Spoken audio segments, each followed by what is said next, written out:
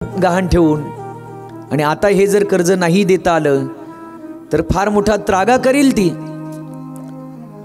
आणि मग अशा परिस्थितीमध्ये देवभोळा असणारा माझा हा तुकाराम, त्याची काळजी वाहण्याची जबाबदारी माझी आहे.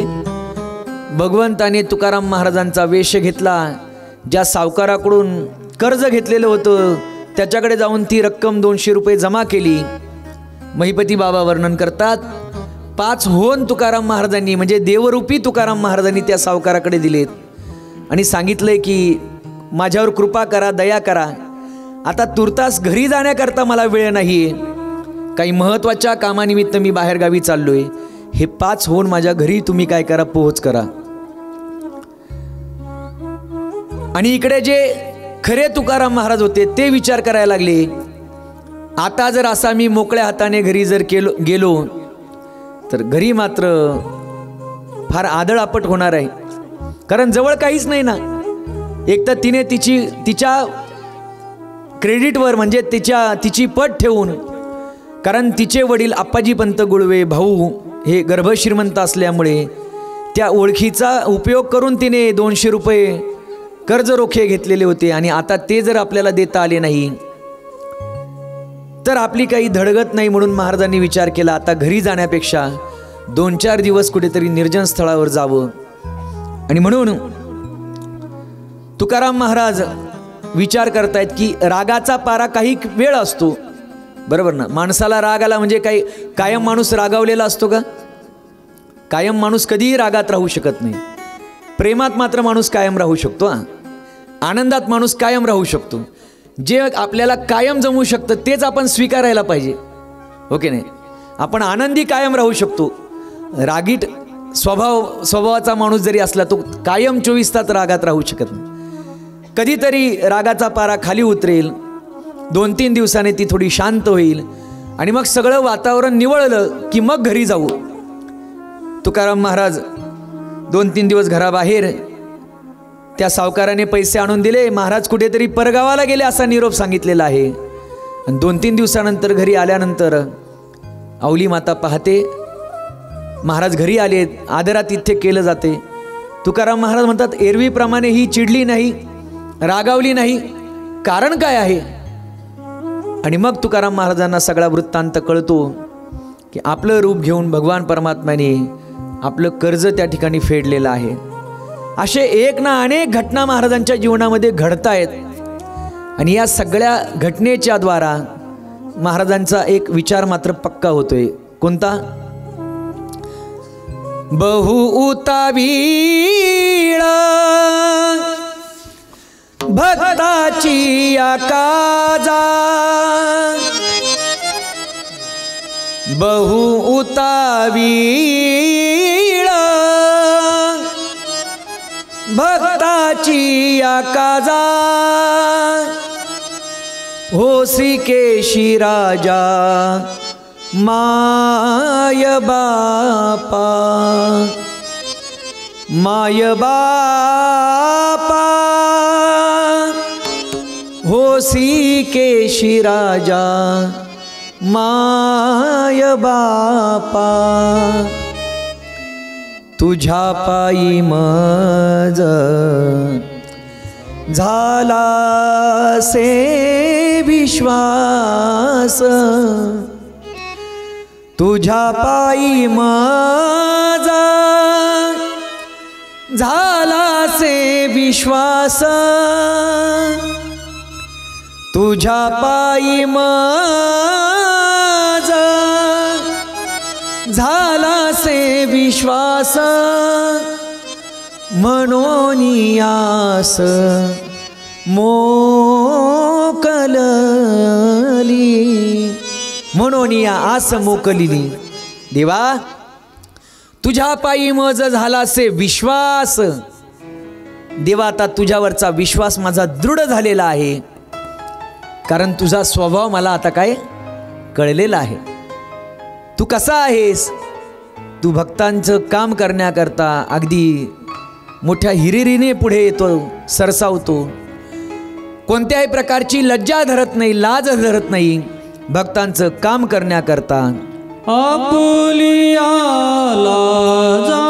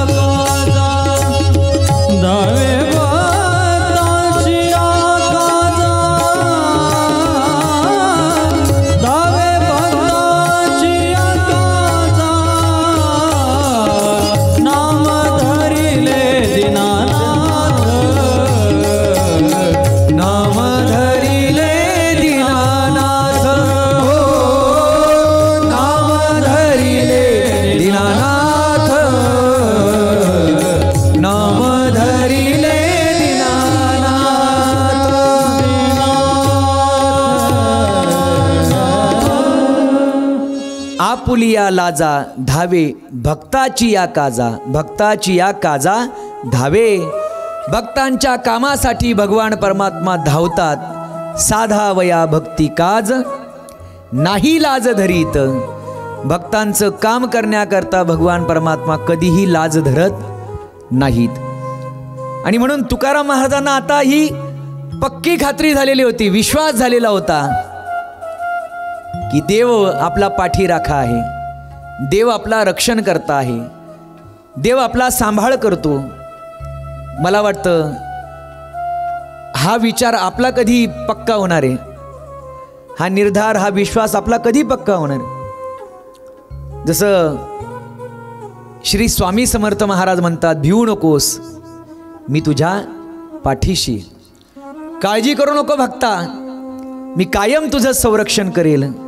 भगवंत सुद्धा प्रत्येक जीव मात्राचं कायम संरक्षण करतो. म्हणून आज आपण या धर्ममंडपामध्ये जिवंत बसलेलो आहोत. कृपा कोणाची आहे? त्या भगवंताचीच कृपा आहे ना. जर त्याने कृपेचं छत्र बाजूला जर केलं ना, तर मग मात्र आपल्यामध्ये जो प्राणवायू आहे तो जर निघून गेला, तर मग मात्र आपल्या या देहाला कवडी मात्र किंमत राहणार नाही. तुकाराम महाराज म्हणतात की तो भगवान परमात्मा सगळ्या जगाचं पालन करता आहे, तो पालनहार आहे.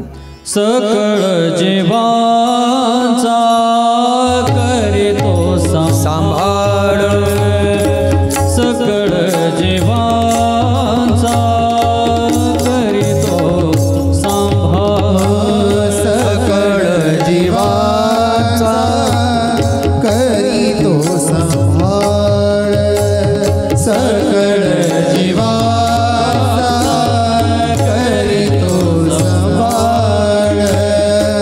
तुझ मोकली ऐसे नाही, तुझ मोकली ऐसे नाही.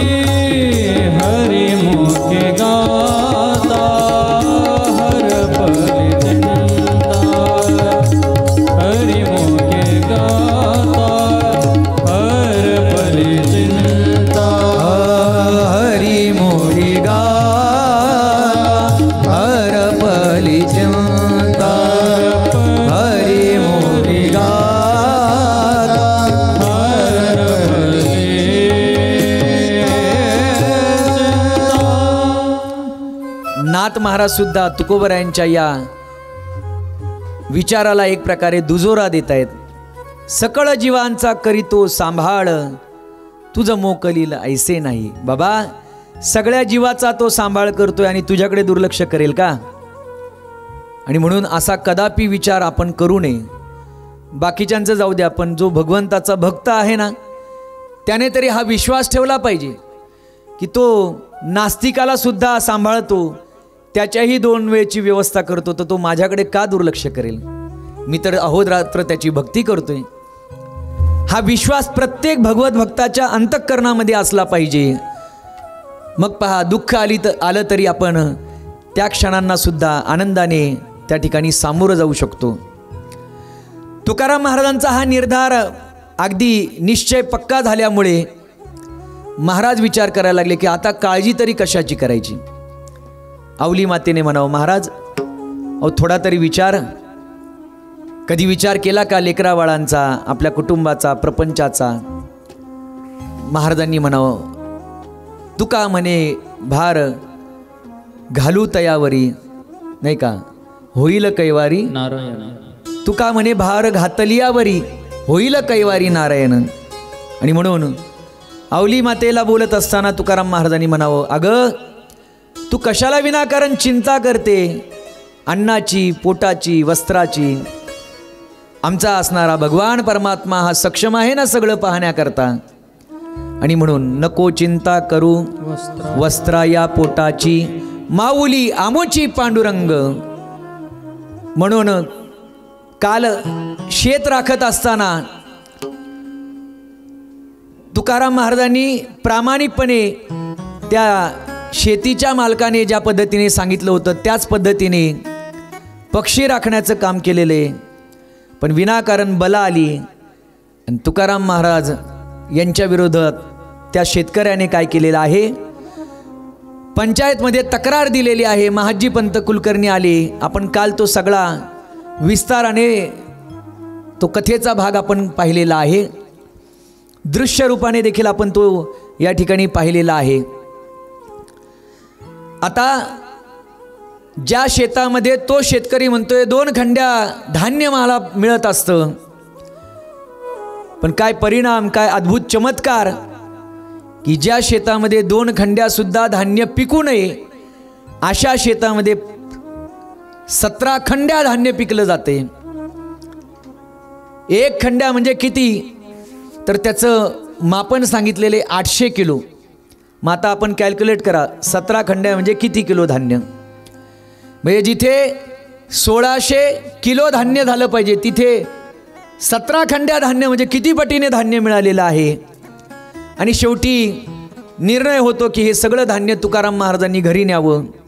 महाराज म्हणतात, माझा ज्याच्यावर अधिकारच नाही, ज्याच्यावर माझी मालकी नाही आहे, ते मी का स्वीकारावं?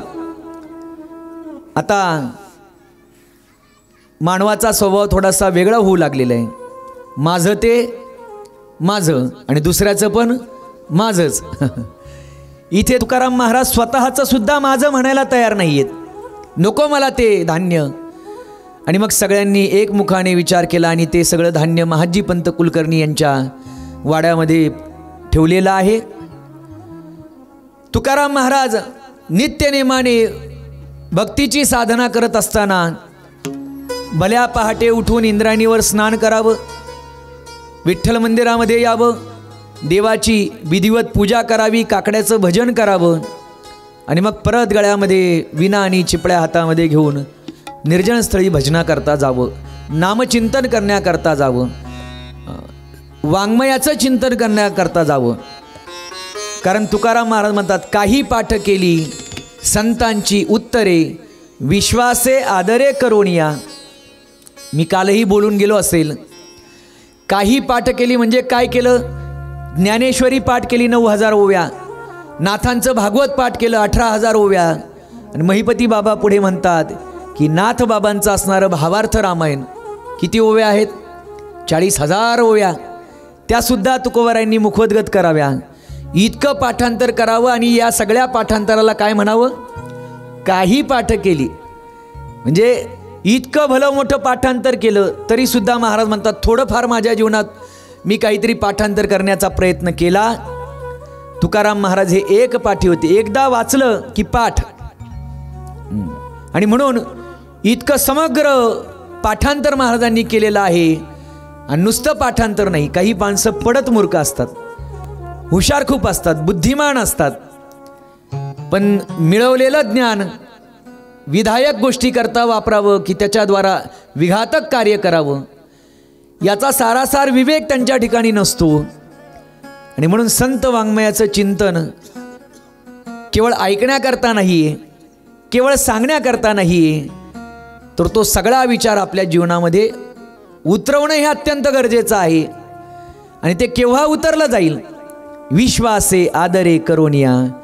जेव्हा त्या वचनांवर आपला विश्वास असेल की महाराज म्हणतायत ते अत्यंत खरं आहे, सत्य आहे, आणि ते जीवनामध्ये मी माझ्या उतरवण्याचा प्रयत्न करेल, असा भाव कधी अंतःकरणामध्ये निर्माण होईल? ज्यावेळेस संतांवर श्रद्धा असेल आणि त्यांच्या शब्दांवर विश्वास असेल. महाराज म्हणतात विश्वासे आदरे करोनिया. विश्वासाने आदराने मी ते सगळं पाठांतर करावं. एके दिवशी महाराजांच्या मनामध्ये विचार आला, आपल्या वाडवडिलांनी हे देवालय या ठिकाणी उभं केलेलं आहे. विश्वंभर बाबांपासून असणारी ही आपली परंपरा आहे भक्ती संप्रदायाची. पण आता ते जे मंदिर आहे ते जीर्ण झालेलं आहे, त्याची आता पडझड होऊ लागलेली आहे. आणि आपल्या डोळ्या देखत जर मंदिराची पडझड होऊ लागली असेल तर आता ते मंदिर उभारण्याची जबाबदारी कोणाची असेल तर ती आपली आहे. म्हणून महाराज म्हणतात की ते भगवंताचं असणारं मंदिर भंगलेलं पाहिल्यानंतर मनामध्ये विचार आला की ते देवालय उभं केलं पाहिजे. आणि महाराज म्हणतात मग मी ते मंदिर उभारणी करता स्वतः प्रयत्न करू लागलो. देवाचे देऊळ होते जे भंगले, देवाचे देऊळ होते जे भंगले, देवाचे देऊळ होते जे भंगले, देवाचे देऊळ होते जे भंगले. चित्तासी ते आले,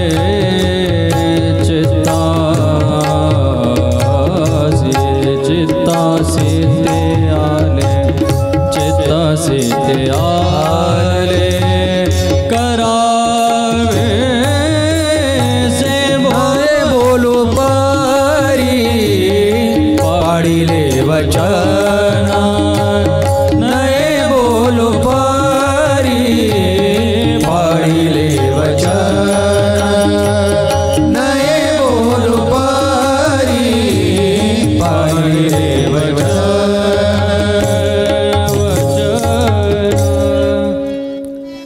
देवाचे देऊळ होते जे भंगले, चित्तासी ते आले करावेसी.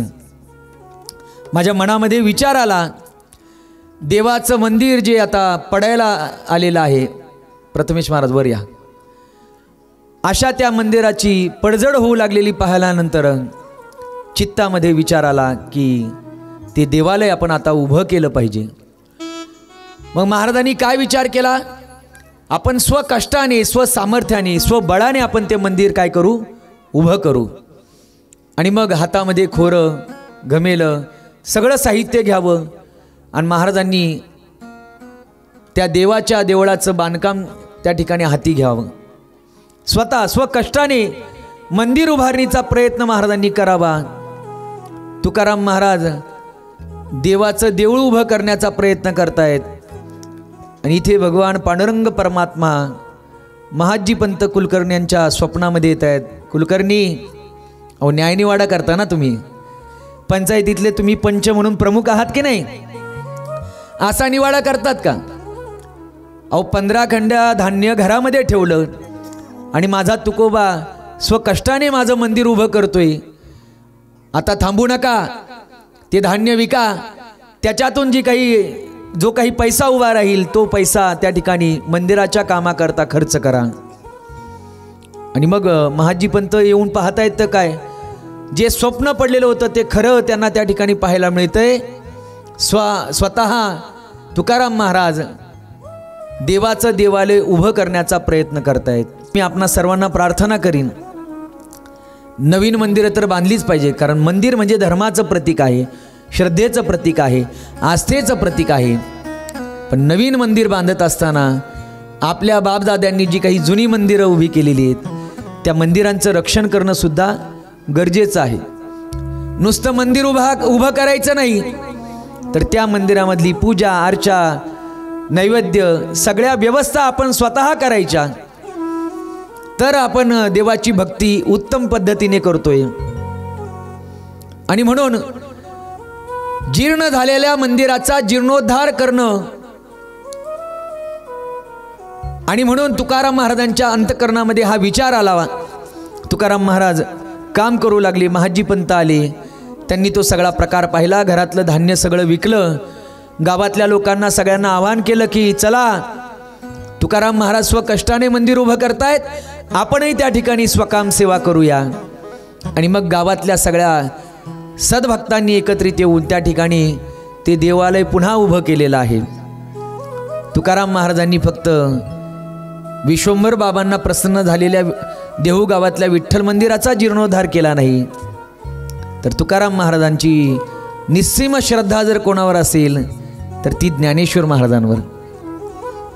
ज्ञानेश्वर महाराजांवर तुकोबरायांचा एवढा विश्वास की तुकोबरायांची संतपर अभंग रचना आपण ज्यावेळेस पाहतो त्यावेळेस आपल्याला असं वाटतं की तुकोबरायांसमोर ज्ञानोबरायांची मूर्ती आहे, आणि ज्ञानोबरायांना पाहून तुकाराम महाराज या सगळ्या संत परंपरेचा विचार आपल्यासमोर सांगतायत, संतांचा अधिकार, संतांच्या संगतीचं महत्त्व. म्हणून तुकाराम महाराजांची ज्ञानोबरायांवर नितांत श्रद्धा. म्हणून ज्ञानोबरायांच्या समाधी समोरचा जो मंडप आहे तो मंडप जर कोणी उभा केला असेल तर तो माझ्या तुकाराम महाराजांनी केलेला आहे. आजही माऊलींच्या दर्शनाला आपण जर गेलात ना तर त्या मंडपामध्ये मार्बलवर लिहिलेलं आहे की हा मंडप जगद्गुरू तुकाराम महाराजांनी स्वतः बांधून दिलेला आहे. माऊलींच्या मंदिरामध्ये प्रवेश केला की पहिला विना मंडप, त्यानंतर कारंज मंडप आणि नंतरचा पंखा मंडप. तो पंखा मंडप जगद्गुरू तुकाराम महाराजांनी बांधून दिलेला आहे. गावातलं देवालय उभं केलं, मंदिरामधल्या असणाऱ्या मूर्तींची पुनः प्रतिष्ठापना यथाविधी पद्धतीने केली. पण आता हा सगळा विधी करायचा तर जवळ असणारी जी काही रक्कम होती ती संपली. आता काय करायचं, धान्य विकलं, त्याचा पैसा सगळा मंदिर उभारणी करता लागला.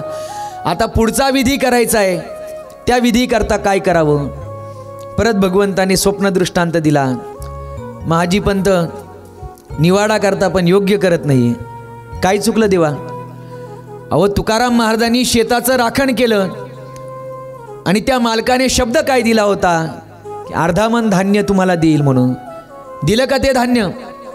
अर्धा मन म्हणजे 8 पायल्या. आणि मग महाजी पंत म्हटले हो हो ते तर आपण वसूलच केलं नाही. इकडे जो शेतकरी होता त्याच्याही स्वप्नामध्ये देव आले, त्यांनी सुद्धा सांगितलं की तू तुकाराम महाराजांचा मेहनताना दिलेला नाही, त्यांनी तुझ्या शेतीचं रक्षण केलं, तू शब्दाला जागलेला नाही आहे. आणि मग ते धान्य गोळा केलं. पण आता तेवढ्या धान्याने काय सगळा विधी होणार आहे का? मग गावातल्या सगळ्या लोकांनी एकत्रित येऊन मग कोणी तेल, कोणी साखर, कोणी तांदूळ असा सगळा शिदा आणला आणि मोठा भंडारा, मोठा अन्नदानाचा उत्सव त्या ठिकाणी संपन्न केला गेला. आणि देहू गावातलं पडझड झालेलं मंदिर जे आहे ते परत दिमाखाने मोठ्या आनंदाने त्या ठिकाणी उभं राहिलेलं आहे. तुकाराम महाराज म्हणतात, देवाचे देऊळ होते जे भंगले, चित्तासी ते आले करावेसी. चित्तामध्ये विचार आला आणि मग मी ते कार्य हाती घेतलं. अशा प्रकारे तुकाराम महाराज मंदिराची उभारणी करतायत आणि त्या मंदिरामध्ये वारकऱ्यांना एकत्रित करून तुकाराम महाराजांनी भक्तीचा आनंद त्या ठिकाणी घ्यावा. शुद्ध एकादशीला वारकऱ्यांनी यावं. रात्रभर हरिदिनीच्या दिवशी कीर्तन, भजन, जागर, काकडा, रात्रभर भक्तीची साधना आपल्या सहकार्यांच्या समोर तुकाराम महाराज घेत होते.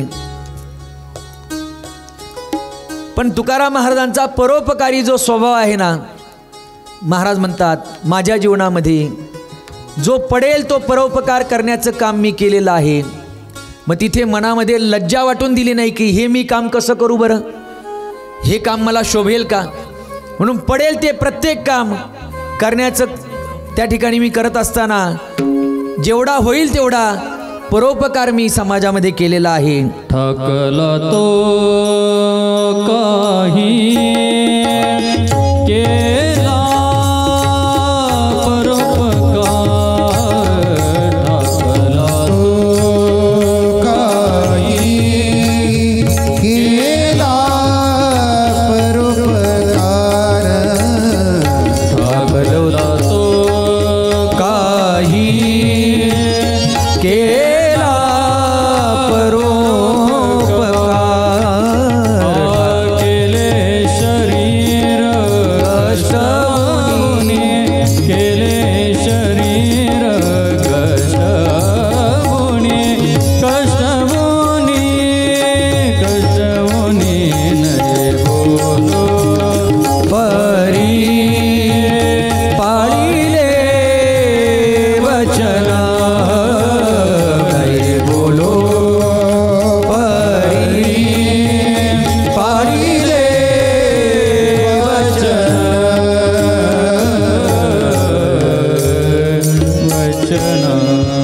संतांची सेविली तीर्थ पायवनी, लाज नाही मनी येऊ दिली, ठाकला तो काही केला परोपकार, केले हे शरीर कष्टवुनी. देहू गावामध्ये एखादा वाटसरू आला, पूर्वी पायी प्रवास करायचे आणि विश्रांती करता देहू गावामध्ये थांबला, त्याची व्यवस्था नसेल तर ती त्याची व्यवस्था लावून द्यावी. एखादा शिनला भागलेला असेल तर त्याचे हातपाय चेपून द्यावे. जो पडेल तो परोपकार करण्याचं काम तुकाराम महाराजांनी करावं. महाराज देव भोळे झाले आणि भोळा माणूस असला की कोणीही त्याचा फायदा घेतो. महाराज देव भोळ्या वृत्तीचे असल्यामुळे हे जे व्यापारी होते ना, व्यापार करायला जायचे, व्यापाराला निघाले की म्हणायचे, तुका शेटी ओ चला येतं का बाजाराला. आता व्यापार धंदा सगळा सोडून दिलेला होतं. नाही म्हटले चला आमच्याबरोबर थोडीशी मदत होईल. महिपती बाबांनी फार सुंदर वर्णन केलेलं आहे. तुकाराम महाराजांनी व्यापाऱ्यांबरोबर नवला कोंबऱ्याला जावं. तिथे गेल्यानंतर त्या व्यापाऱ्यांनी तुकाराम महाराजांना पाल ठोकण्याची जबाबदारी द्यावी. म्हणजे कधी काळी शेठ व्यापारी गडगंज श्रीमंत असणारे तुकाराम महाराज, पण आता मात्र आपल्यामुळे जर एखाद्याची गरज भागत असेल तर ती मदत करण्याकरता सुद्धा तुकाराम महाराजांनी पुढे सरसावं.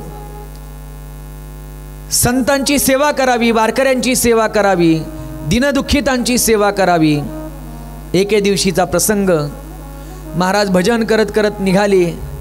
एक म्हातारी, पाठीला बाक आलेला आहे, हातामध्ये काठी, चेहरा सुरकुतलेला आहे आणि अंग थरथर कापते. तशा पद्धतीने ती म्हातारी काठी टेकवत टेकवत टेकवत टेकवत निघाली.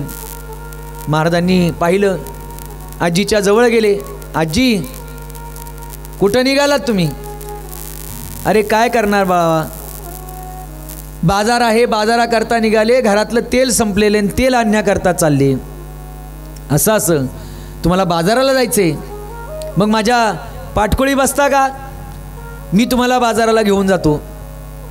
म्हातारी म्हटली, बाळा मला पाठीवर घेऊन जाण्यापेक्षा मग असं कर ना, ही बुदली किंवा जे नळकांड आहे त्याला नळ म्हटलेले महिपती बाबांनी, हे घेऊन जा, हे पैसे घे आणि मला लागणारं तेल जे आहे ते मला बाजारातून आणून दे.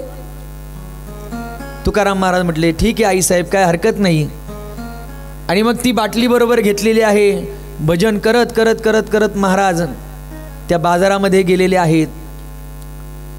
तेलही खरेदी केलेलं आहे आणि परत मागे फिरले, त्या म्हातारीला भेटले, तिला ते तेल दिलं.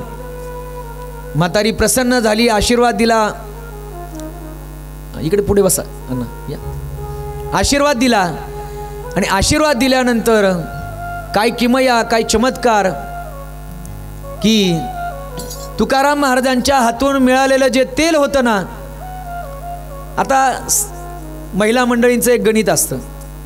जुन्नरच्या बाजाराला जायचं रविवारी, 8 दिवस पुरेल एवढी भाजी म्हणा काय जे लागेल ते घेऊन यायचं. आणि माहिती असतं की आपण इतका किराणा आणला तर तो किती दिवस पुरू शकतो. या म्हातारीला माहिती होतं 8 दिवस दिवसाने तेल आणलं की ते 8 दिवस पुरतं, परत आठवडे बाजाराला जाऊन पुन्हा तेल आणायचं. पण आता तुकाराम महाराजांच्या करवी तेल आणल्यामुळे ते तेलच संपेना. महिना झाला तरी तेल संपायला तयार नाही. म्हातारी शेजारच्या बाईला म्हणते, तुला म्हणून सांगते तुला म्हणून सांगते, अगं महिन्यापूर्वी त्या तुकारामाला तेल आणायला सांगितलं, आठवडाभर पुरेल एवढं तेल त्याच्या हातून मी आणायला लावलं, पण महिना झाला तरी तेल संपेना. काहीतरी बाबामध्ये काहीतरी चमत्कार आहे, बाबाच्या हाताला बरकत आहे, तेलच संपत नाही. आता असं जर कळालं तर लोक काय तुकाराम महाराजांचा पिच्छा सोडतील का?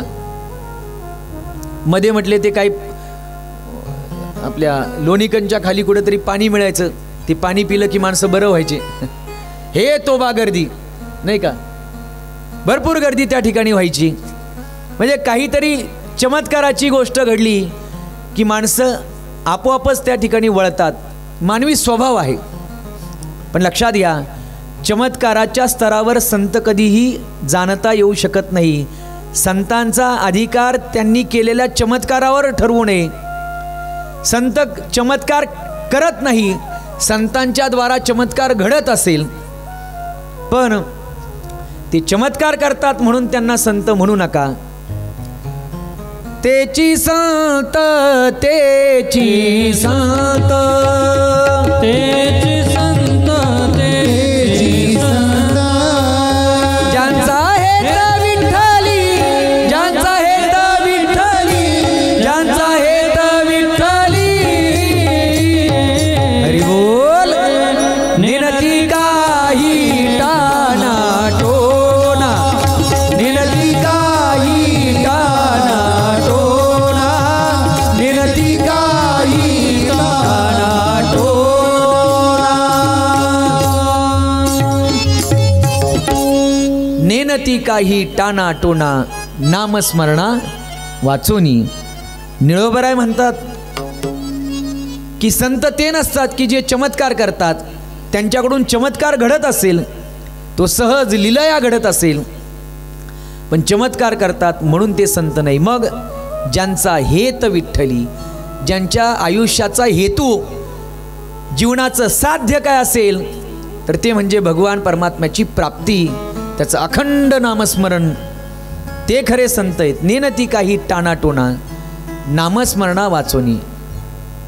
म्हणून तुकाराम महाराजांकडून हा चमत्कार घडला असेल, तो त्यांनी घडवलेला नाही, तो केलेला नाही.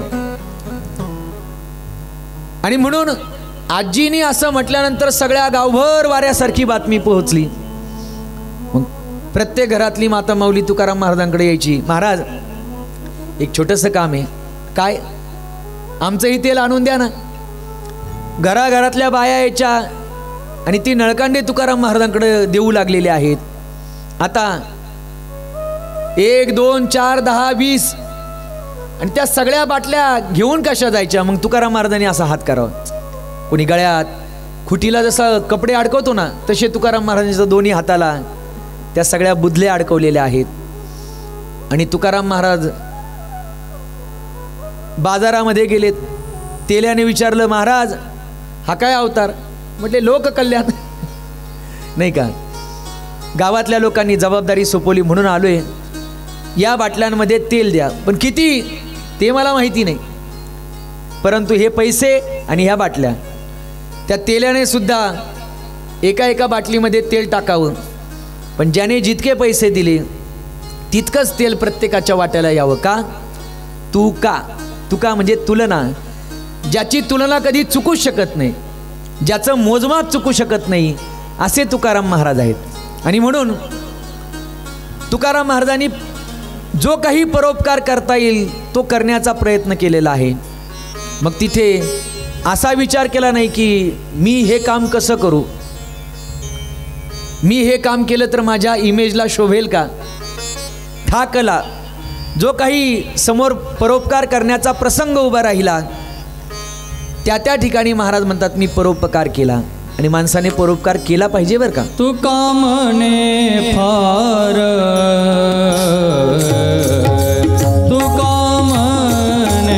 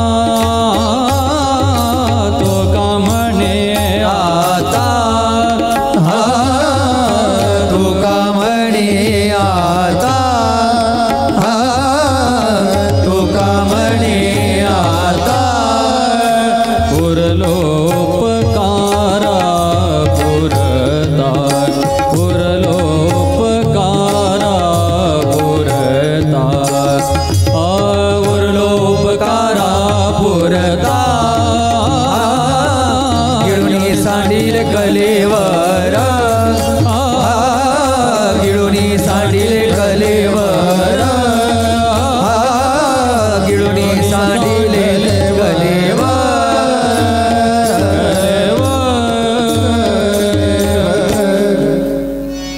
तुका म्हणे फार थोडा तरी परोपकार.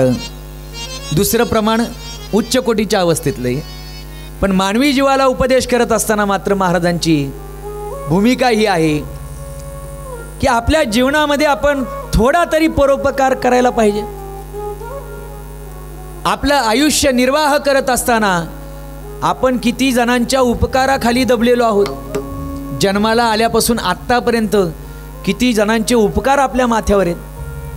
मग त्या उपकारातून उतराई होत असताना समाजामध्ये दीनदुःखी रंजले गांजलेले असतील तर आपण त्यांना सहकार्य करायला पाहिजे. परिणाम काय घडेल? तुझ व्हावा आहे देव तरी हा सुलभ उपाव. अत्यंत सुलभ असणारा हा उपाय आहे की आपण परोपकार केले पाहिजेत. तुकाराम महाराजांनी परोपकार केला. ठाकला तो काही केला परोपकार केले हे शरीर कष्टवुनी. शरीराला कितीही श्रम झाले कष्ट झाले तरी परोपकाराचा बाणा महाराजांनी काही सोडलेला नाही. आपण करतो पण हातचं राखून करतो नाही का. पण तुकाराम महाराज म्हणतात मी शरीराने कष्ट केले पण परोपकार करणं काही मी सोडलेलं नाहीये. सकाळची वेळ महाराज असे ओसरीवर बसलेले आहेत. अवली माता न्हाणी घरामध्ये स्नान करतायत आणि तेवढ्यात एक गरीब ब्राह्मणीन आले. महाराज दया करा कृपा करा माझ्या गरीबावर काहीतरी उपकार करा मला मदत करा. एखादी जुनी पाणी काही साडी असेल तर द्या माझ्या गरीबाला. तुकाराम महाराज म्हटले हळू बोल हळू बोल लय मोठ्याने बोलू नको. का? म्हटले गृहमंत्री स्नान करतायत. आणि मग तुकाराम महाराजांनी विचार करावा ना की घरात किती साड्या आहेत काय आहे की नाही पुरेसं सगळं. तुकाराम महाराजांनी हातानेच खुणवलं. म्हटले बघ तिकडे वलनीवर ठेवलेली घेऊन जा उचलून घेऊन जा. ती म्हणायला लागली महाराज तुमच्यासारखा दान बोलू नको शांत राहा कारण तिच्यापर्यंत आवाज जर पोहोचला तर अवघड होईल. ती म्हातारी ती ब्राह्मणी स्त्री साडी घेऊन निघून गेली. आवली माता स्नान करून ओल्या वस्त्राने बाहेर येतात तर साडीच नाही. आणि मग तिने आवाज ऐकलेला असतो की कोणीतरी एक स्त्री आलेली होती आणि ती म्हणत होती साडी वगैरे आहे का. माझ्या या येड्यानी त्या स्त्रीला साडी तर देऊन टाकली नाही ना. कारण आवली माता म्हणायची याला देवाचं इतकं वेड लागलेलं आहे म्हणजे माझ्या धन्याला माझ्या पतीला देवाचं एवढं वेड लागलेलं आहे की आता संसाराची चिंता ते करायला तयार नाहीये विचार करत नाहीये. आणि मग महिपती बाबांनी वर्णन केले की ती साडी घेऊन ब्राह्मण स्त्री निघून गेली. पण आता प्रश्न असा पडलाय की आता दुसरी साडी नाही घालायला. पाहुण्याच्या लग्नाला जायचे आणि लग्नाला जात असताना चांगली साडी होती आणि ती सुद्धा यांनी देऊन टाकली. आता करायचं काय. पण इकडे मात्र देवाला प्रश्न पडला. आपल्या भक्ताची लज्जा रक्षणाची जबाबदारी आपली आहे नाही का. भरी सभा मो द्रौपदी ठारी राखो लाज हमारी तुम बिन मोरी कौन खबर ले गोवर्धन गिरिधारी गोवर्धन गिरिधारी. भर सभेमध्ये त्या दुःशासनाने द्रौपदी मातेच्या थोडासा राहू दे ऐको साडीला हात घातला. कौरवे पांचाळे सभे माझी आणली वस्त्र हरणे वस्त्रे कैसी झाली माऊली. देवाने द्वापार युगामध्ये त्या द्रौपदी मातेची जशी लज्जा राखलेली आहे आता भगवान परमात्मा विचार करतात परत आता वेळ आलेली की माझ्या असणाऱ्या या अवलीची लज्जा रक्षण करायची आहे. भगवंताने सुंदर असा पितांबर त्या ठिकाणी टाकलेला आहे. अत्यंत झगमग आहे. दैदिप्यमान प्रकाश त्या पितांबराचा आहे नाही का. पिवळा पितांबर कैसा गगनी झळकला. काय ती झळाळी आणि मग तो पितांबर आवली मातेनं अंगावर धारण केल्यानंतर बाकीच्या आयाबाया म्हणायला लागल्या, पहा पहा म्हणजे गरिबीचं आव्हान ते सोंग आणते गरिबीचं. बापाच्या घरी भरपूर पैसा आहे, तिकडून एखादी साडी आणलेली दिसती, कारण अशी साडी जुन्नरमध्ये कुठंच मिळणार नाही, नाही का? इतकी महागडी साडी नक्की बापाने दिली असणार आहे. आणि भगवान परमात्म्याने त्याही वेळेला आवली मातेचं लज्जा रक्षण केलेली. अनेक प्रकारचे प्रसंग महाराजांच्या जीवनामध्ये घडावे.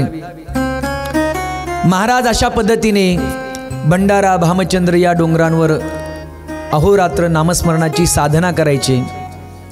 आणि ती साधना करत असताना तुकाराम महाराजांचा एक प्रेम करणारा वर्ग तयार झालेला होता. मग विठ्ठल मंदिरामध्ये भजन कीर्तन व्हायची.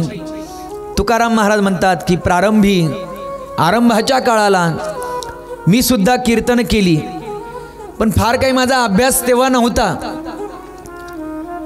आरंभी कीर्तन करी एकादशी, आरंभी कीर्तन करी एकादशी, आरंभी कीर्तन करी एकादशी, आरंभी कीर्तन करी एकादशी.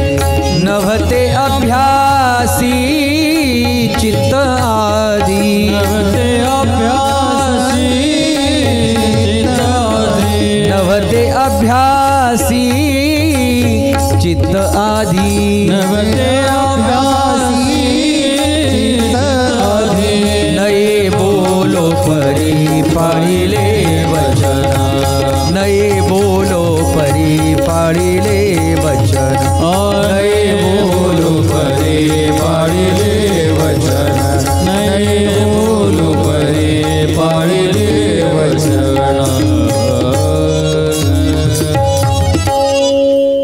आरंभी कीर्तन करी एकादशी, नभते अभ्यासी चित्त आधी.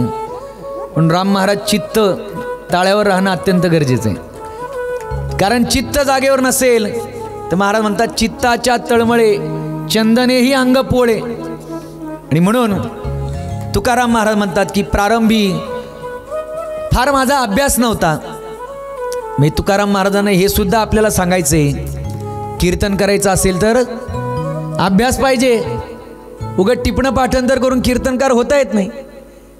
पाहोन या ग्रंथ, हां म्हणजे नुसतं पाहायचं, दर्शन घ्यायचं ग्रंथाचं, निघायचं कीर्तनाला.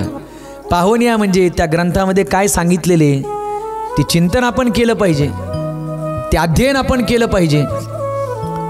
आणि म्हणून तुकाराम महाराज म्हणतात प्रारंभी मी कीर्तन करत होतो, पण फार काही असं अभ्यासामध्ये माझं चित्त नव्हतं, आणि अभ्यासाशिवाय चिंतन होऊ शकत नाही. प्रारंभी विठ्ठल मंदिरामध्ये कीर्तन होत असताना जे इतर वारकरी मंडळी यायचे, मग त्यापैकी कोणीतरी कीर्तनाला उभं राहायचं, कंबर बांधून ते कीर्तन करायचे. मी मात्र टाळ हातामध्ये घ्यायचो आणि त्यांना साथ देण्याचं काम करायचो, नाही का? पुढे त्यांनी म्हणावं आणि त्यांच्या मागे त्यांचं ध्रुपद आपण उचलावं. गाती पुढे त्यांचे धरावे ध्रुपद, गाती पुढे त्यांचे धरावे ध्रुपद, गाती पुढे त्यांचे धरावे ध्रुपद, गाती पुढे त्यांचे धरावे ध्रुपद.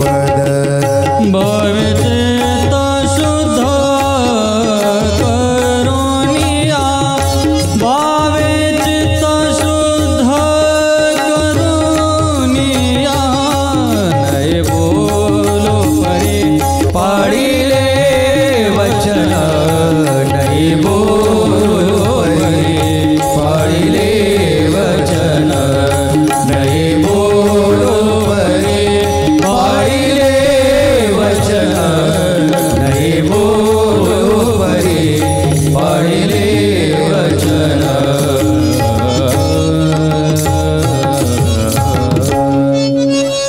तुकाराम महाराजांनी स्वतःच्या चरित्राचा विचार ज्या एका अभंगात सांगितलेला आहे तो 21 चरणांचा अभंग आहे. ऐकणारे म्हणतील परत परत नये बोलो परी पाळिले वचन, नये बोलो परी पाळिले वचन, नक्की आहे तरी कोणता अभंग हा? तर या अभंगामध्ये याती शूद्र वैश्य केला व्यवसाव. नाही, मला तुमच्या भावना लक्षात आल्या म्हणून हे सगळं स्पष्टीकरण चाललंय. हां, कारण जाणते माझ्यासमोर बसलेले आहेत. याती शूद्र वैश्य केला व्यवसाव, आधी तो हा देव कुळपूज्य, नये बोलो परी पाळिले वचन, केली याचा प्रश्न तुम्ही संती. तुकाराम महाराजांनी म्हणावं गाती पुढे त्यांचे धरावे द्रुपद. पुढे जे गातायत, कीर्तन चालू आहे, जसं मागे झेलकऱ्याने उचलून धरावं तसं मागे मी द्रुपद गाण्याचं काम करायचो. गाती पुढे त्यांचे धरावे द्रुपद. पण पुढचं ऐका, भावे चित्त शुद्ध करोनिया. सध्या हेच पाहायला मिळत नाही. परमार्थ आमचा खूप होऊ लागलेला आहे, नाही का? परमार्थाचं अवडंबर आमचं इतकं वाढलंय, परमार्थाचं प्रदर्शन इतकं वाढले की आम्हाला वाटतं आमच्यासारखं हुशार कोणीच नाही. आम्हाला जे कळतं ते कोणालाच कळत नाही. पण ही सगळी परमार्थाची साधना करत असताना भावयुक्त अंतःकरणाने, चित्ताच्या शुद्धतेने करणं अत्यंत गरजेचं आहे. परमार्थ अनेक वर्ष झाले आपण करतोय, तरी त्याचा योग्य परिणाम आपल्या जीवनामध्ये का घडत नाही? कारण आम्ही लौकिकाचा परमार्थ स्वीकारलेला आहे. वयाच्या 21 वर्षापर्यंत महाराजांनी प्रपंचाची धुरा सांभाळावी आणि पुढील 21 वर्षामध्ये असं काही अद्भुत कार्य करावं का मानवदेह घेऊन निजधामा गेले. अवघ्या 21 वर्षाचा सचोटीचा प्रामाणिक परमार्थ की भगवान परमात्म्याने तुकोबारायांना नेण्याकरता वैकुंठावरून स्वतः यावं. आमच्या 50 वाऱ्या झाल्या, आम्ही फक्त संख्या मोजतोय. परिवर्तन कुठे? परिवर्तनाचा परमार्थ, परिणामाचा परमार्थ होणं हे अत्यंत आवश्यक आहे. कदाचित आपली परमार्थाची साधना लौकिकामध्ये फार प्रतिष्ठा प्राप्त करणारी जरी नाही घडली तरी काय हरकत नाही. पण आपल्या परमार्थाची साधना आपल्याला आत डोकवण्याकरता शिकवणारी झाली पाहिजे. परमार्थ बहिर्मुख होणारी साधना शिकवत नाही. परमार्थ म्हणजे काय? आत डोकावणं, आपल्या स्वतःचा शोध घेणं, कोण कुठे चुकतो याचा विचार करण्यापेक्षा आपलं काही चुकतंय का याचा सुद्धा थोडा परामर्श आपण जीवनामध्ये घेतला पाहिजे. महाराज म्हणतात कीर्तनकारांनी कीर्तन सांगावं. आम्ही हातात वही पेन घेऊन चुका शोधत नव्हतो. भावे चित्त शुद्ध करोनिया. काहीतरी मौलिक विचारधन आपल्याला ऐकायला मिळतात आणि त्याच्यातून माझ्या जीवनामध्ये आमूलाग्र परिवर्तन आणि बदल घडणार आहे ही भावना ठेवून आपण या धर्ममंडपामध्ये बसलो ना, तर तुकाराम महाराजांचं चरित्र आपल्या जीवनाला एक वेगळ्या प्रकारची कलाटणी देऊन जाईल. इतकं सामर्थ्य, इतकी शक्ती या गाथेमध्ये आहे, चरित्रकथेमध्ये आहे. मी या चरित्रकथेला शीर्षकच काय दिलेलं आहे? तुकोबांची जीवन गाथा.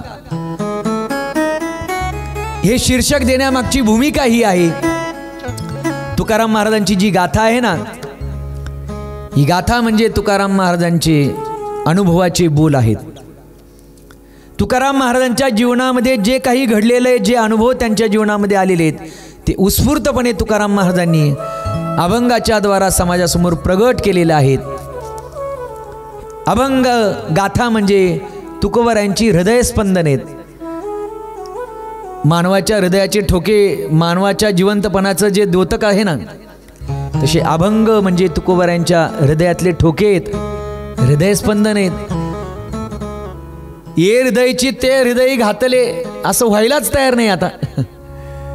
कारण हृदयाची दरवाजे आम्ही बंद करून टाकलेले आहेत. कारण हृदया माणसाला भावनेच्या स्तरावर नेते. आम्ही बुद्धीच्या स्तरावर सगळं आत्मसात करू पाहतोय.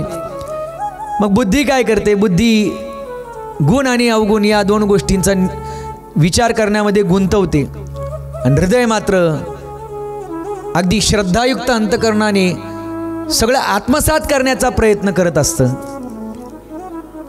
परमार्थाची साधना म्हणजे हृदयाची साधना आहे.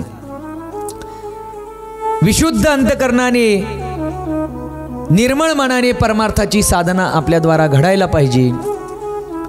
आणि म्हणून आता परमार्थाचं अवडंबर फार वाढलेलं आहे, पण अंतरातून केली जाणारी साधना मात्र आता दुरापास्त झालेली आहे.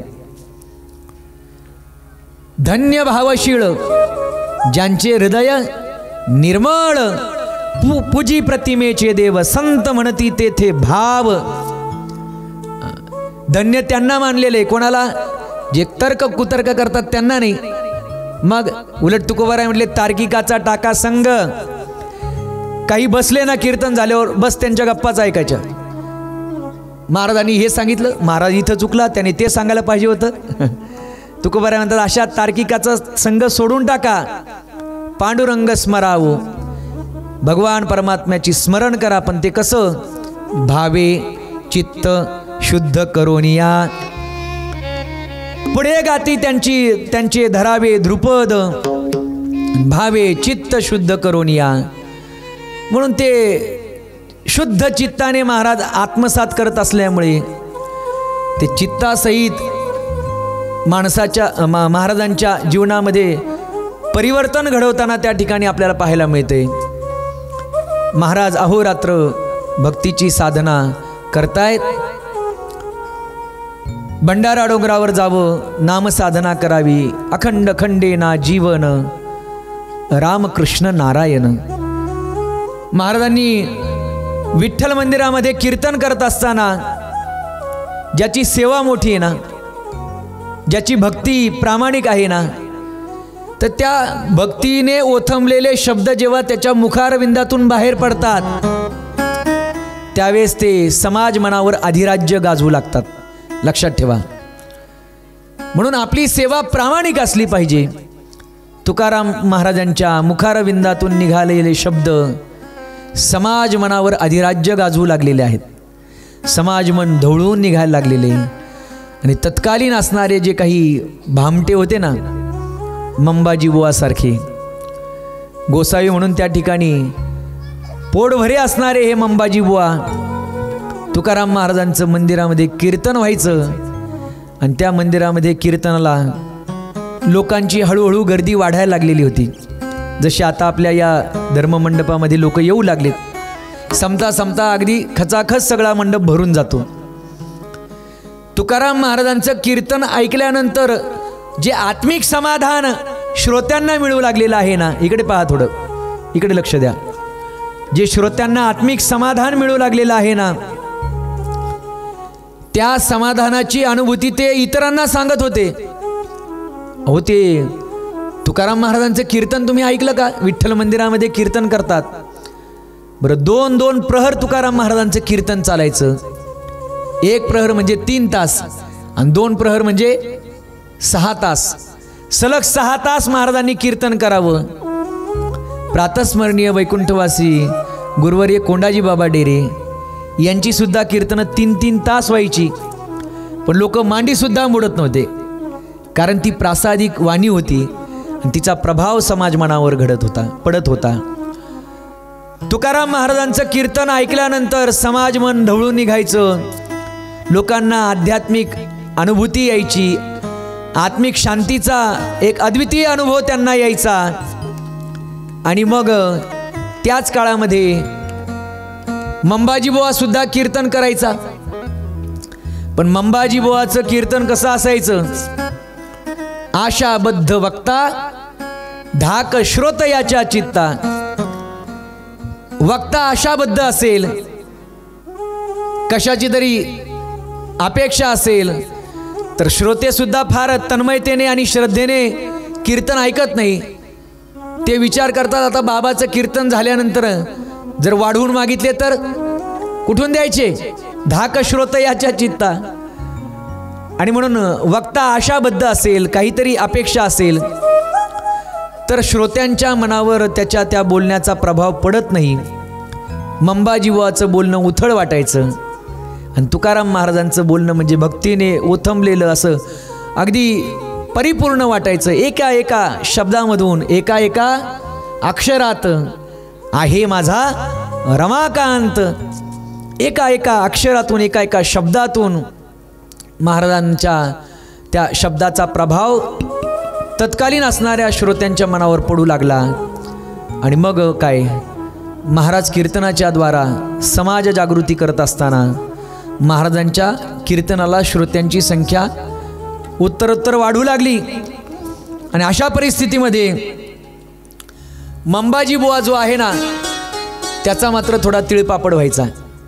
अरे मी इतके वर्ष झाले कीर्तन करतो, मी काय साधा आहे का? मी टी व्ही स्टार आहे, मी यूट्यूब फेम आहे आणि इतका नावलौकिक मला प्राप्त झाला ना, आता मात्र माझ्या कीर्तनामध्ये 2-5 लोकांनी बसावं नाही का? ते सुद्धा त्याच्या स्वभावाचे होते म्हणून तिथं बसत होते. मंबाजी बुवाला वाईट वाटायचं. मग गावामध्ये हरिदिनेला तुकाराम महाराजांचं कीर्तन असायचं. आता महाराजांचं कीर्तन खूप चांगलं होतं, खूप छान निरूपण करतात असं वर्णन मंबाजीच्या पण कानावर पडलेलं होतं. आता विठ्ठल मंदिरात कीर्तन आहे आणि बुवा घरात बसलेले आहेत. लोक म्हणतील ना, महाराज तिकडे देवळात कीर्तन आणि तुम्ही घरात काय करता, जावा कीर्तन ऐकायला. हां, हे सांगायला लोक अगदी तयार असतात बरं का. महाराज तुम्ही महाराज आहे ना, तुम्हाला शोभतं का हे? हां, हे बोलायला मात्र लोक अगदी तयार असतात.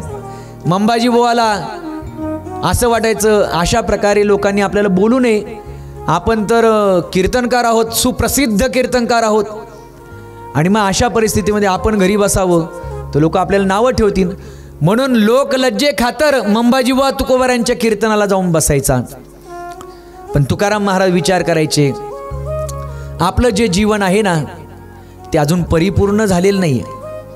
आपण परमार्थाची साधना करतोय, वारी करतोय नाही का, कीर्तन करतोय, सगळं झालं, पण अजूनही सद्गुरूंची कृपा काही आपल्या जीवनामध्ये झालेली नाही. आणि जोपर्यंत जीवाला सद्गुरू प्राप्त होत नाही तोपर्यंत अपूर्ण असणारा जीव पूर्ण होऊ शकत नाही. म्हणून अपूर्ण जीवाला पूर्ण व्हायचं असेल तर अधिकारी असणारे महात्मे, संत, साधू यांची भेट आपल्या जीवनामध्ये होणं अत्यंत गरजेचं आहे. देव भेटला आणि संत भेटले नाही तरीही आपण अपूर्ण असतो. आपल्या सगळ्यांना उदाहरण माहिती आहे, नामदेव महाराज पणापासून देवाची संगत आहे, पण तरी देखील संतांच्या सभेमध्ये जेव्हा नामदेव महाराज बसले, गोरोबा काकांनी धोपाटणं हातात घेतलेले आणि ठणकावून सांगितलं की नामदेवा अजून तुझं मडकं कच्चं आहे. कसं काय? मी तर देवाच्या सहवासामध्ये बाळपणापासून माझ्या हातात नाही, देव भोजन करतात, काही असेल पण तुझं मडकं मात्र कच्चं आहे. मग विसोबा खेचरांचा अनुग्रह मिळाला. नामदेव महाराज म्हणतात, नामा म्हणे सर्वा ठाई, ओळखी झाली खेचरा पायी. म्हणून जीवाला पूर्णत्व तेव्हा मिळू शकणार आहे जेव्हा अधिकारी, सद्गुरू, साधू, सत्पुरुष, महात्मे त्यांच्या जीवनामध्ये प्राप्त होतील. तुकाराम महाराजांच्या अंतकरणामध्ये तो भाव होता की कधी ते साधू माझ्या जीवनामध्ये मला भेटतील, असे साधू माझ्या जीवनामध्ये मिळतील. काय केल्यानंतर, कोणती साधना केल्यानंतर त्या साधूचं दर्शन मला घडेल आणि माझ्या या जीवन मरणाची असणारी जी काही येरझार आहे ती खंडित होईल. आणि म्हणून तुकाराम महाराजांच्या अंतःकरणामध्ये ती आस निर्माण झाली. एखादे अधिकारी, महात्मे, संत माझ्या जीवनामध्ये गुरु म्हणून मला प्राप्त व्हावे. आणि मग अशा प्रकारची आस्था आपल्या अंतःकरणामध्ये निर्माण झाली. एकदा अंतःकरणातला भाव शुद्ध झाला की मग भगवान परमात्मा सुद्धा देवाचं रूप घेऊन त्या ठिकाणी धावून येतात. म्हणजे आपण फक्त ठरवलं पाहिजे की भगवान परमात्म्याची कृपा होण्याकरता गुरु रूपामध्ये भगवंताने माझ्यावर कृपा करावी, तर तो भगवान परमात्मा सुद्धा गुरु होऊन येतो. माझ्या विठोबाचा कैसा प्रेम भाव, माझ्या विठोबाचा कैसा प्रेम भाव, माझ्या विठोबाचा कैसा प्रेम भाव, माझ्या विठोबाचा कैसा प्रेम भाव. आपणची देव हो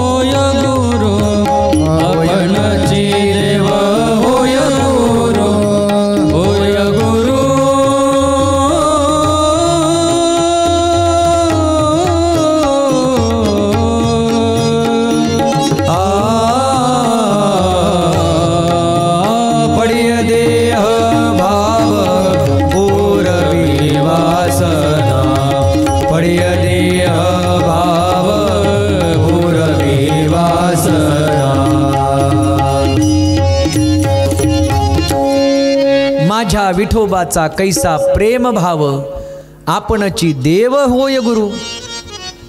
मग देवालाच काळजी पडते आणि मग देवच गुरु रूपाने त्या ठिकाणी प्रगट होतात.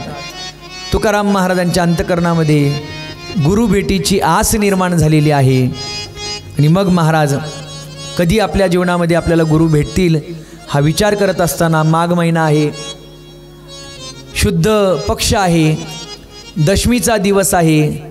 तुकाराम महाराज विठ्ठल मंदिरामध्ये निद्रिस्त आहेत. पहाटेच्या वेळेला उठले, इंद्रायणीवर स्नान केलं, मागे फिरलेलं आहेत.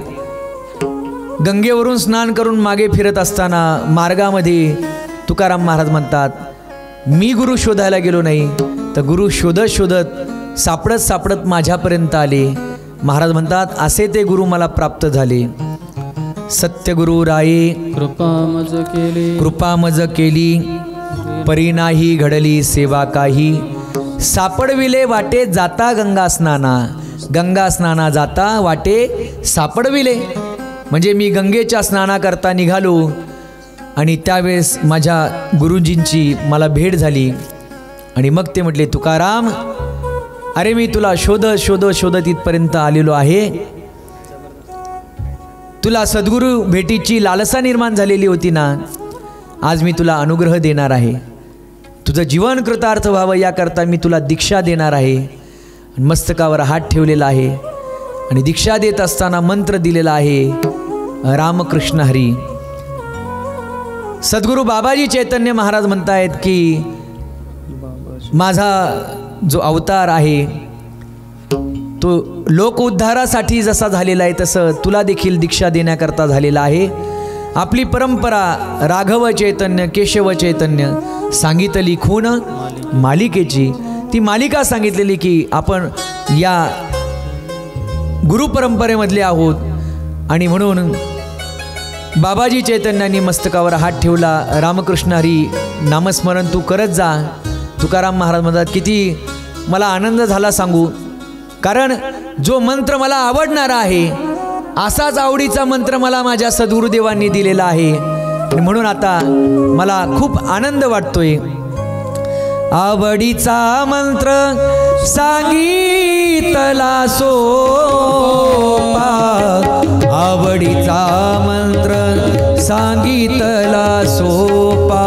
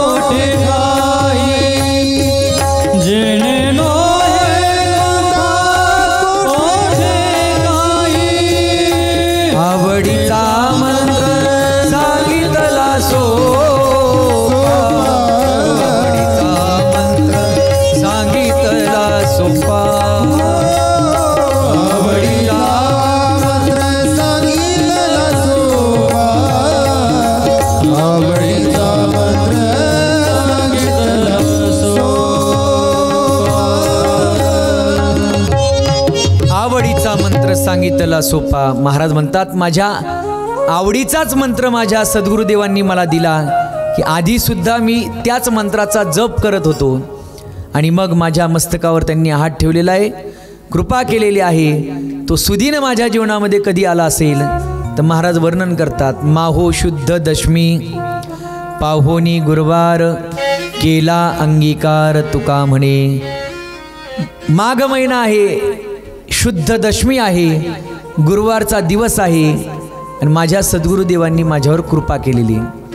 म्हणून माघ महिन्यामध्ये तुकाराम महाराजांचा दोनदा जन्म झालाय बरं का. किती वेळा झालेला आहे? दोनदा महाराजांचा जन्म झालाय. आता पहिल्या दिवशी ज्यांनी कथा ऐकली असेल त्यांना माझ्या बोलण्याचा भाव कळाला असेल. महाराजांचा कणकाई मातेच्या उदरी जन्म झाला, तो दिवस कोणता आहे? बोला बोला बोला, कोणता दिवस आहे? माघ शुद्ध पंचमी म्हणजे वसंत पंचमी. आणि पहा आपण किती भाग्यवान आहोत. हे दोनही मुहूर्त आपल्या या आठ दिवसामध्ये आलेले. कथेचा प्रारंभ झाला तो दिवस होता वसंत पंचमीचा, म्हणजे महाराजांच्या अवताराचा दिवस. आपण त्या दिवशी महाराजांच्या अवताराचा विचार ऐकलेला आहे. आई कनकाईच्या उदरी जन्म झाला माघ शुद्ध पंचमीला, आणि गुरुमुखातून मंत्र दीक्षा मिळाल्यानंतर परत एकदा त्या शिष्याचा जन्म होत असतो.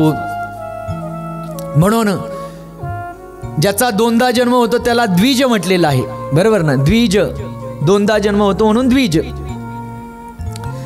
ब्राह्मण लोक जेव्हा उपनयन संस्कार करतात तो त्यांचा पुन्हा झालेला एक जन्म असतो. तसं प्रत्येक शिष्याच्या दृष्टीने ज्यावेळेस गुरु आपल्या जीवनामध्ये येतात ते आपल्याला अनुग्रह देतात, मार्गदर्शन करतात, कृपा करतात, तो सुद्धा त्या शिष्याच्या दृष्टीने पुनर्जन्मच आहे, लक्षात घ्या. म्हणून एकाच महिन्यामध्ये माघ शुद्ध पंचमीला आईच्या उदरातून आणि आता मात्र सद्गुरू मुखातून मंत्र दीक्षा मिळाल्यामुळे माघ शुद्ध दशमीच्या दिवशी महाराजांचा पुनर्जन्म झालेला आहे, मंत्र दीक्षा मिळालेली आहे. ते नामस्मरण महाराजांना अतिप्रिय आहे, इतकं प्रिय आहे की तेच नामस्मरण महाराज अहोरात्र करत होते, घोकत होते. इतक्या तन्मयतेने, इतक्या तल्लीनतेने महाराज नामस्मरण करत होते. मला वाटतं कथा आपली जवळपास 2-2.5-3 तास चालते, आणि म्हणून प्रारंभी आलेली जी लोक आहेत त्यांचा थोडा श्रमपरिहार झाला पाहिजे. म्हणून थोडंसं आपण रामकृष्ण हरी भजन या ठिकाणी आळवूया, आणि तदनंतर आपण पुढील कथेचा विचार या ठिकाणी करूया. 2 मिनिटं रामकृष्ण हरी भजन. रामकृष्ण हरी जय जय रामकृष्ण हरी, रामकृष्ण हरी जय जय रामकृष्ण हरी, रामकृष्ण हरी जय जय रामकृष्ण हरी. प्रेम से बोलो कृष्ण हरी जय जय रामकृष्ण हरी, जय रामकृष्ण हरी जय जय रामकृष्ण हरी, रामकृष्ण हरी जय जय रामकृष्ण हरी, जय रामकृष्ण हरी जय जय रामकृष्ण हरी. वा वारकरी मंडळी, रामकृष्ण हरी जय रामकृष्ण हरी, रामकृष्ण हरी जय जय रामकृष्ण हरी, रामकृष्ण हरी जय जय रामकृष्ण हरी. ओ रामकृष्ण हरी जय जय रामकृष्ण हरी, रामकृष्ण हरी जय जय राम. धन्य जगी तोची एक हरिरंजनाचे. रामकृष्ण हरी जय जय रामकृष्ण हरी, रामकृष्ण हरी जय जय रामकृष्ण हरी, रामकृष्ण हरी जय जय रामकृष्ण हरी, रामकृष्ण हरी जय जय रामकृष्ण हरी, रामकृष्ण हरी जय जय रामकृष्ण हरी, रामकृष्ण हरी जय जय रामकृष्ण हरी, रामकृष्ण हरी जय जय रामकृष्ण हरी, रामकृष्ण हरी जय जय रामकृष्ण हरी, रामकृष्ण हरी जय जय रामकृष्ण हरी, रामकृष्ण हरी जय जय रामकृष्ण हरी, रामकृष्ण हरी. अशोक महाराज स्टेजवर या, जठार स्टेजवर या, व्यासपीठावर या, व्यासपीठ. अशोक महाराज ढोले व्यासपीठावर या.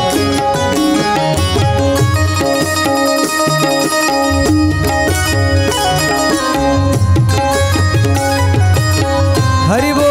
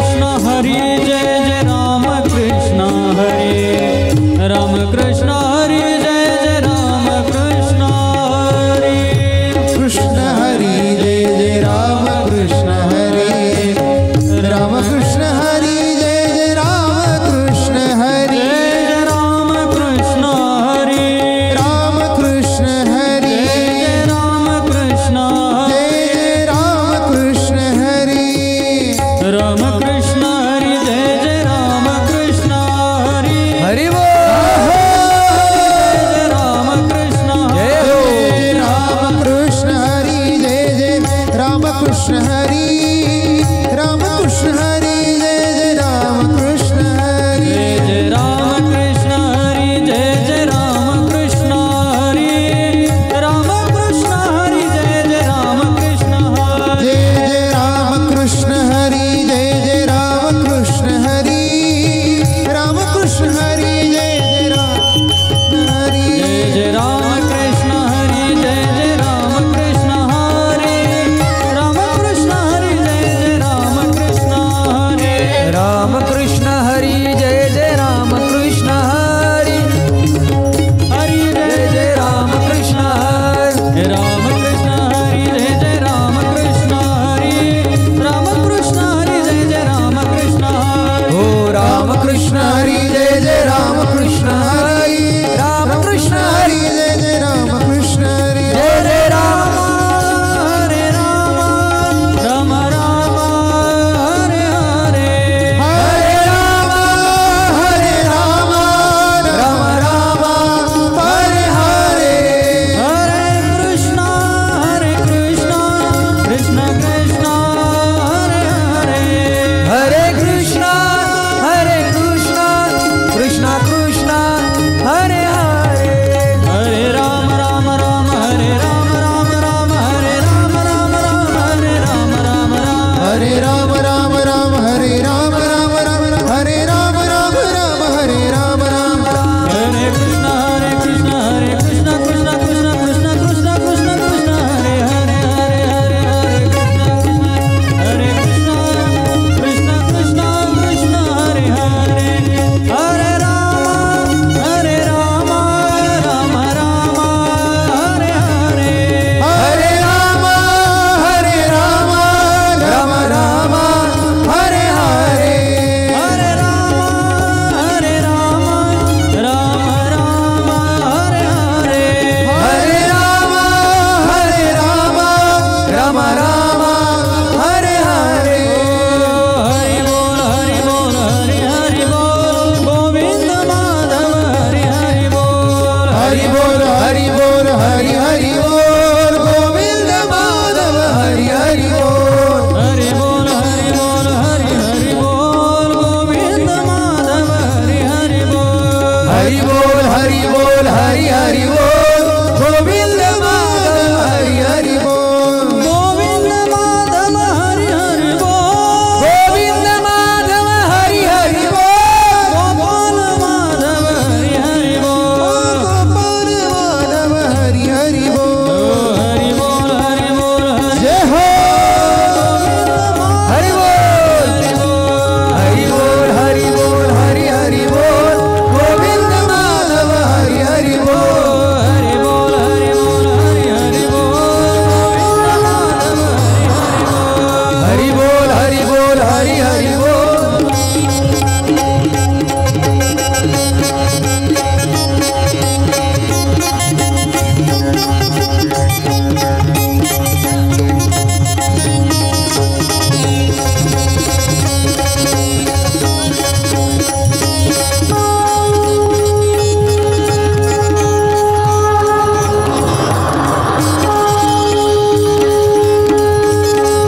जय हो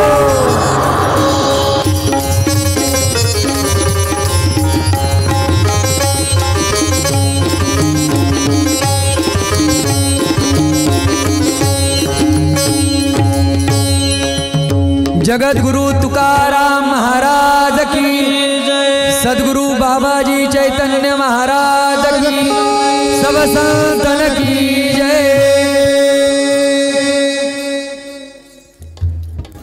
तुकाराम महाराज नित्याप्रमाणे विठ्ठल मंदिरामध्ये कीर्तन करतायत आणि कीर्तन झाल्यानंतर विठ्ठल मंदिरामध्येच त्या ठिकाणी विश्रांती करावी, देवाची शेजारती करावी आणि शेजारती झाल्यानंतर देवाच्या रावळामध्येच महाराजांनी निद्रिस्त व्हावं.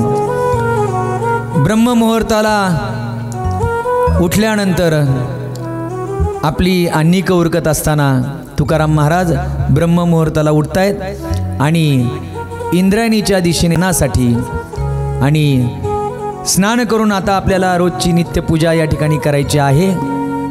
आणि तुकाराम महाराज निघाले इंद्रायणीच्या दिशेने. स्नान त्या ठिकाणी केलेलं आहे. स्नानाकरता इंद्रायणीच्या पात्रामध्ये उतरलेले आहेत आणि स्नान वगैरे उरकून परत आता विठ्ठल मंदिराच्या दिशेने जात असताना बाबाजी चैतन्य शोधत शोधत शोधत त्या ठिकाणी आलेत. तुकाराम मोरे ते तुम्हीच का? हो हो, या देहाला तुकाराम मोरे म्हणतात. आपण कोण आहात? त्यावेळेस तो अवलिया महात्मा म्हणतोय, मला बाबाजी चैतन्य म्हणतात. केशव चैतन्य, राघव चैतन्य या मालिकेतला मी सुद्धा काय आहे, या परंपरेतला शिष्य आहे. आणि तुझी भक्ती, तुझा परमार्थ हे सगळं पाहून अंतकरणामध्ये गुरु भेटीची असणारी तुझी आस लक्षात घेऊन मी आज तुला भेटायला आले. तुकाराम महाराजांना अतिव आनंद होतोय की किती मी त्या ठिकाणी सद्गुरूंच्या भेटीकरता आतुर झालेलो होतो. आणि अनायासे तुका म्हणे मज न घडत सेवा, पूर्व पुण्य ठेवा ओढावला. अनायासे मला माझे सद्गुरू या ठिकाणी भेटलेले आहेत. सद्गुरुदेवांनी बाबाजी चैतन्यांनी अलगदपणे तुकाराम महाराजांना हाताला धरून उभं केलेलं आहे. आणि अगदी ये हृदयचे ते हृदय घातले याप्रमाणे गळाभेट घेतलेली आहे. आणि मस्तकावर हात ठेवलेला आहे. आणि मस्तकावर हात ठेवून बाबाजी चैतन्य म्हणतायत की ऐक तुकारामा, तू फक्त स्वतःचा उद्धार करण्याकरता या अवनीतलावर आलेला नाहीये. तुला लोकोद्धार करायचा आहे, समाजाचं कार्य करायचे, बुडणाऱ्या समाजाला त्या डोहातून बाहेर काढायचे. आणि म्हणून तू समाज कार्य करण्याकरता या अवनीतलावर अवताराला आलेला आहे. लोकोद्धार तुला करायचे. आणि म्हणून लक्षात ठेव, रामकृष्ण हरी हा बीज मंत्र मी आज तुला देतोय. या बीज मंत्राचा जयघोष, नामस्मरण, चिंतन तू करायचं आहे. तुकाराम महाराजांना खूप आनंद होतो. तुकाराम महाराज म्हणतात, गुरुदेव अहो या मंत्राचा जप तर मी कायमच करत होतो, पण आज तुमच्या गुरुमुखातून ही मंत्रदीक्षा मला मिळालेली आहे. तुम्ही ज्याप्रमाणे मला अनुग्रह केलेला आहे, आपण म्हणाल त्या पद्धतीने मी रामकृष्णारी नामस्मरण साधना करेल. पण गुरुदेव या शिष्याला, या पामराला उद्धार करण्याकरता तुम्ही मला शोधत शोधत आलात. काय माझ्या जीवनाचा एक पूर्वपुण्याचा भाग असेल की आज माझ्या सद्गुरुदेवांची मला भेट झालेली. आपण मला दीक्षा दिली, मला उपकृत केलं. पण गुरुदेव, शिष्याने फक्त दीक्षा घेऊ नये, तर दीक्षा घेत असताना काहीतरी दक्षिणासुद्धा द्यावी. बोला ना गुरुदेव, मी काय तुम्हाला द्यावं की जेणेकरून तुम्ही संतुष्ट व्हाल. असं म्हटल्यानंतर गुरुजींनी सांगितलं, ऐक मग बालका, मला पावशर तूप दे. तुझ्या पावशर तुपाने सुद्धा मी संतुष्ट होईल. मग थांबा गुरुदेव, आत्ता घरी जातो आणि पावशर तूप घेऊन येतो. म्हणून लगबगीने तुकाराम महाराज आपल्या गुरुदेवांना पावशर तूप देण्याकरता घराकडे गेलेले आहेत.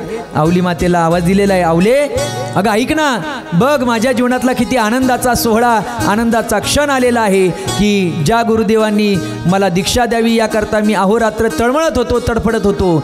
आणि आज मात्र तो एक आनंदाचा सूर्योदय माझ्या जीवनामध्ये उगवलेला आहे. आणि भल्या पहाटे शोधत शोधत शोधत माझे गुरुदेव या ठिकाणी आलेले आहेत. आणि रामकृष्ण हरी हा मंत्र त्यांनी मला दिलेला आहे. मंत्र हा जपावा सर्व काळ, अशा प्रकारे त्यांनी मला आज्ञा केलेली. आणि मग गुरु दक्षिणा दिल्याशिवाय शिष्याचं जीवन परिपूर्ण होत नाही. आणि म्हणून शिष्याचं कर्तव्य असतं की गुरुजींना काहीतरी दक्षिणा द्यावी. म्हणून आवले ऐक ना, घरामध्ये पावशर तूप असेल तर दे ना.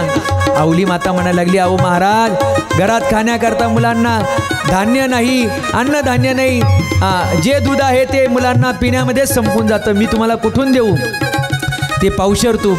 आणि सर ते शेवटी घरामध्ये तूप नाही हे कळल्यानंतर त्या ठिकाणी तुकाराम महाराज निराश झाले. आणि आपल्या गुरुजींच्या भेटीकरता पुन्हा विठ्ठल मंदिराकडे आलेले. आपल्या गुरुजींना भेटावं. एक तुकोबरायांचे वंशज असणारे सदानंद मोरे वर्णन करतायत की काय कळे उपजला अंतराय, काय आमच्यामध्ये अंतराय झाला आणि माझे गुरुदेव मला अंतरून निघून गेलेले. शोधाशोध सुरू झालेली आणि गुरुजींचा धावा तुकाराम महाराज करतायत, पण गुरुजी मात्र अंतर्धान पावलेले. आणि शेवटी मग गुरुजींचा जो काही मनोरथ आहे, जे काही तुकोबरायांना पावशेर तुपाची मागणी केलेली आहे, त्यावेळेस गुरुजी त्याला तुकोबरायांना त्या ठिकाणी अनुग्रह दिल्यानंतर एक प्रकारे बोध देतात की तुकारामा, अरे पावशेर तूप म्हणजे भौतिक जीवनामध्ये आपण जे खातो ते तूप नाही आहे, तर अंतकरणाचे 4 कप्पे आहेत नाही का, मन बुद्धी चित्त अहंकार, त्यातलं मन नावाचं जे पावशेर भाग आहे ना, तो तू जर मला समर्पित केला तर तीच पावशेर तुपाची पूर्तता मला होणार आहे. आणि हा अनुभव तुकाराम महाराजांना येतो आणि आपलं मन तुकाराम महाराज आपल्या सद्गुरुदेवांच्या चरणावर विलीन करतात. अशा प्रकारे माघ शुद्ध दशमी गुरुवारचा दिवस भल्या पहाटे ब्रह्ममुहूर्ताला सद्गुरूंची आणि तुकाराम महाराजांची भेट होते आणि अशा प्रकारे तो अनुग्रह तुकाराम महाराजांना आपल्या गुरुजींच्या करवी या ठिकाणी मिळतोय. म्हणून आपण सगळे मंडळी भाग्यवान आहोत. जे बाबाजी चैतन्य तुकाराम महाराजांचे सद्गुरू झाले, त्याच बाबाजी चैतन्यांची समाधी कुठे आहे? आपल्या ओतूर गावामध्ये आहे. आपण किती भाग्यवान आहोत की या जुन्नर तालुक्यामध्ये आपण जन्माला आलो, जिथे छत्रपती शिवाजी महाराजांसारखा जाणता राजा या ठिकाणी अवताराला आला. शिवाई मातेची कृपा त्या छत्रपती शिवाजी महाराजांवर झाली. आपण भाग्यवान आहोत. अष्टविनायकापैकी 2 महत्त्वाचे गणपती आपल्या तालुक्यात. आपण भाग्यवान आहोत की आळे या ठिकाणी ज्या रेडेश्वरांवर कृपा ज्ञानोबरायांनी करावी आणि ज्ञानोबरायांचे कृपांकित पहिले शिष्य आळे या ठिकाणी ज्यांची समाधी येते रेडेश्वर महाराज. म्हणून आपण भाग्यवान आहोत की तुकाराम महाराज यांचे गुरु बाबाजी चैतन्य यांची समाधी ओतूर या ठिकाणी. तुकाराम महाराज म्हणतात, मी कृतकृत्य झालेलो आहे की माझ्या गुरुदेवांनी माझ्यावर कृपा केलेली आहे. आणि अशा पद्धतीने सद्गुरू कृपा झाली, बीजमंत्र मिळाला, उघडा मंत्र जाणा रामकृष्ण हरी म्हणा.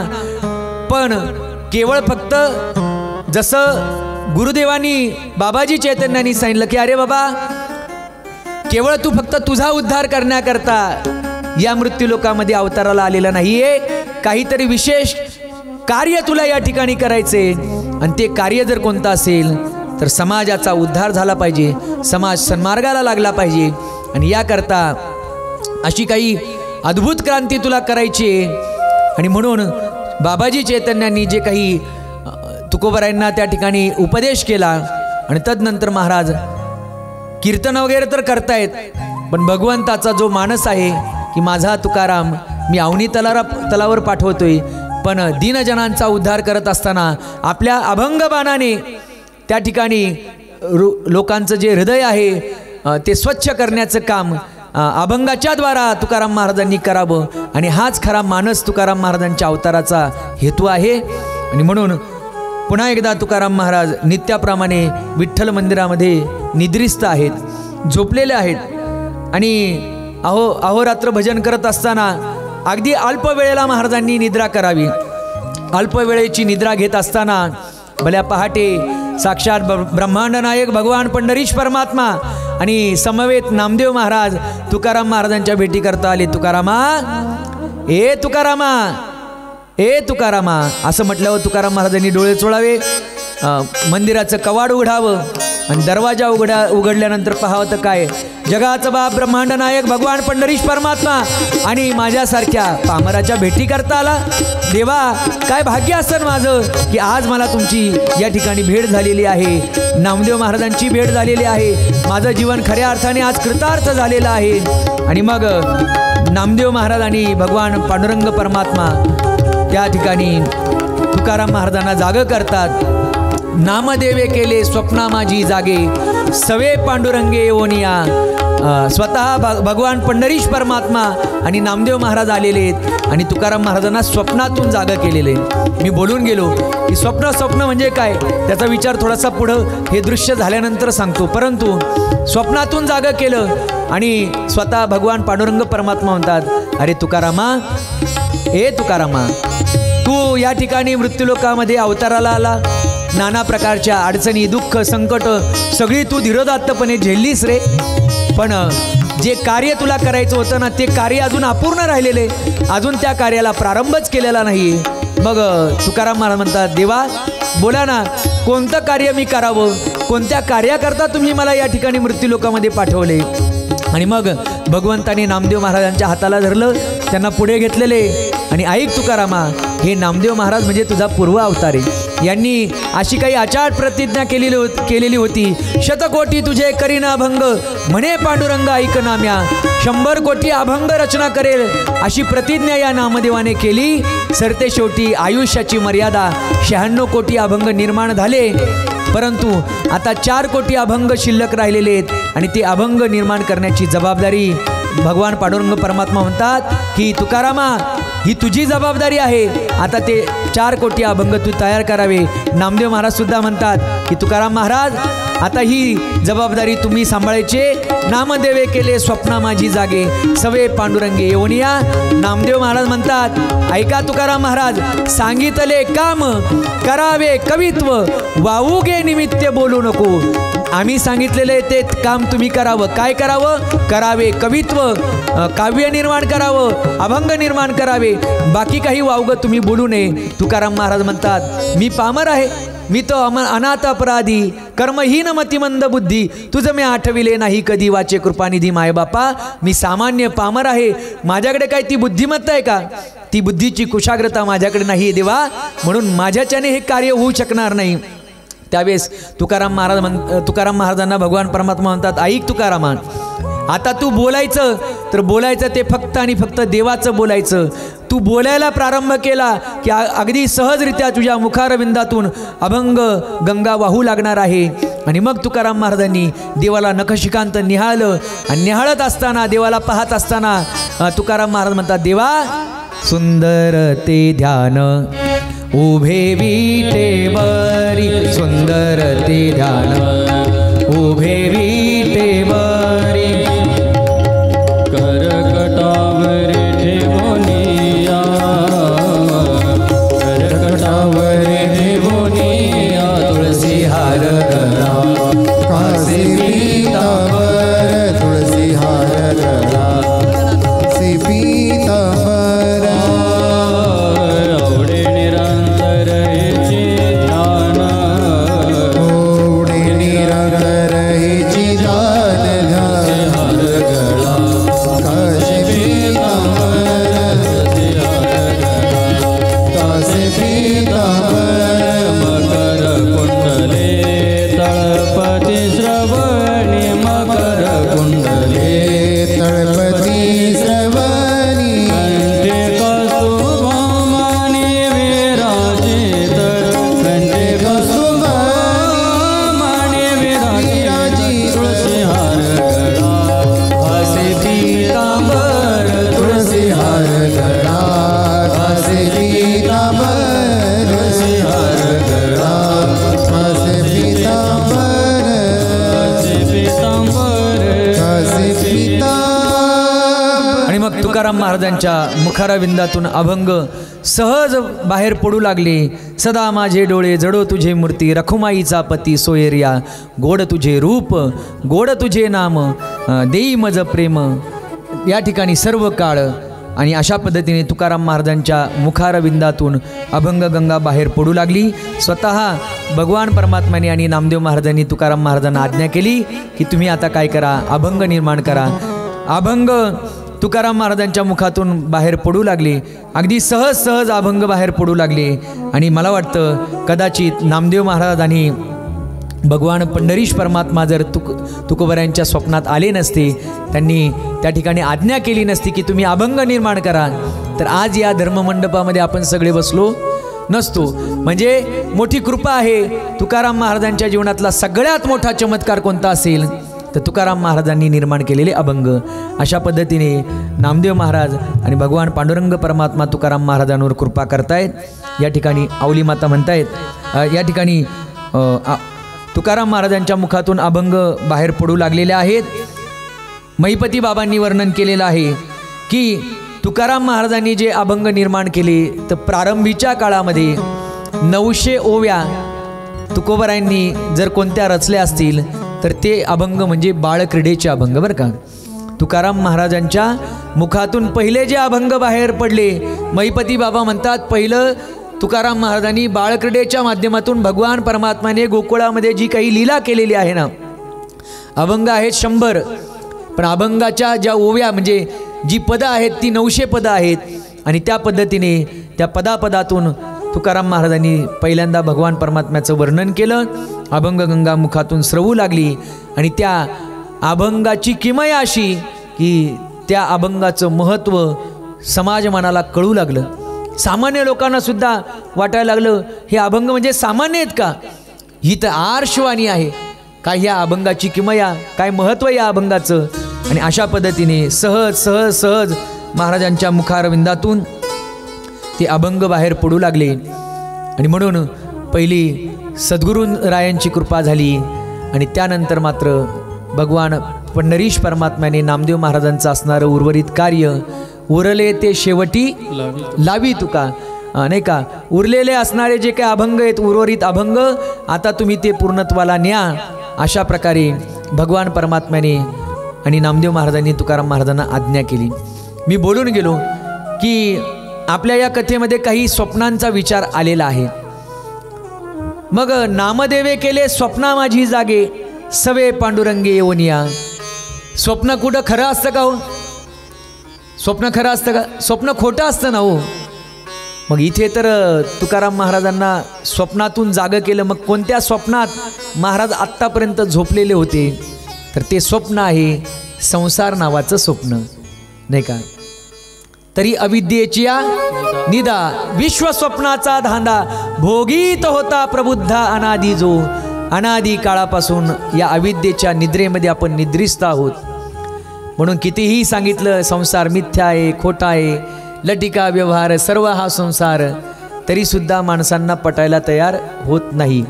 का? कारण आपण त्या अज्ञानामध्ये अजूनही झोपलेलो आहोत. म्हणून संसाराच्या निद्रेमध्ये निद्रिस्त असणारे तुकाराम महाराज, त्या स्वप्नामध्ये निद्रिस्त असणारे तुकाराम महाराज म्हणतात की त्या स्वप्नातून मला जागृत केलं.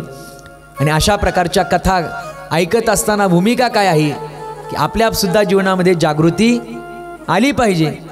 आपल्या जीवनामध्ये देखील तो ज्ञानाचा सूर्योदय कधीतरी उगवला पाहिजे आणि आपलं देखील अज्ञान समूळ कधीतरी नष्ट झालं पाहिजे. आणि म्हणून हे स्वप्न जर कोणतं असेल तर या संसार नावाच्या मिथ्या स्वप्नातून सद्गुरुदेवांनी त्याचबरोबर भगवान पंढरीश परमात्म्याने देखील जागं केलेलं आहे. कारण गुरुदेव भेटले तिथेही वर्णन असं आहे, सत्यगुरु राये कृपा मज केली, परी नाही घडली सेवा काही. सापडविले वाटे जाता गंगा स्नाना, मस्तकी तो जाण ठेविला कर. भोजना मागती तुप पाव शेर, पडिला विसर स्वप्ना माझी. काही कळे उपजला अंतराय, म्हणून या काय त्वरा झाली. तर तुकोबरायांचे जे वंशज आहेत आणि संत साहित्याचे थोर अभ्यासक सदानंदजी मोरे यांनी त्यांच्या समीक्षेमध्ये वर्णन असं केलेलं आहे, काही कळे उपजला अंतराय. ते काही कळेऐवजी खरा तो काही कलहे उपजला अंतराय. काहीतरी कलह झाला. कलह म्हणजे कोणता कलह झाला? गुरुजींनी पावशर तुपाची मागणी केली खरी, महाराज घरी गेले, आवली मातेला म्हटले, अगं आवले पावशर तूप दे ना, माझे गुरुजी आलेले तर त्यांनी मागणी केलेली. आवली माता म्हटली, महाराज अहो इथे खाण्याकरता दूध नाही, कशी बशी एक म्हैस माझ्या बापाने पोटाचं म्हणजे उदरभरणाची व्यवस्था करण्याकरता दिले, गुजराण करण्याकरता दिले, आणि त्यातही तुम्ही पावशर तुपाची तूप कुठून? आता तूप नाही, आता चूप, तूप बोलायचं नाही, घरात तूपच नाही, देऊ कुठून तुम्हाला?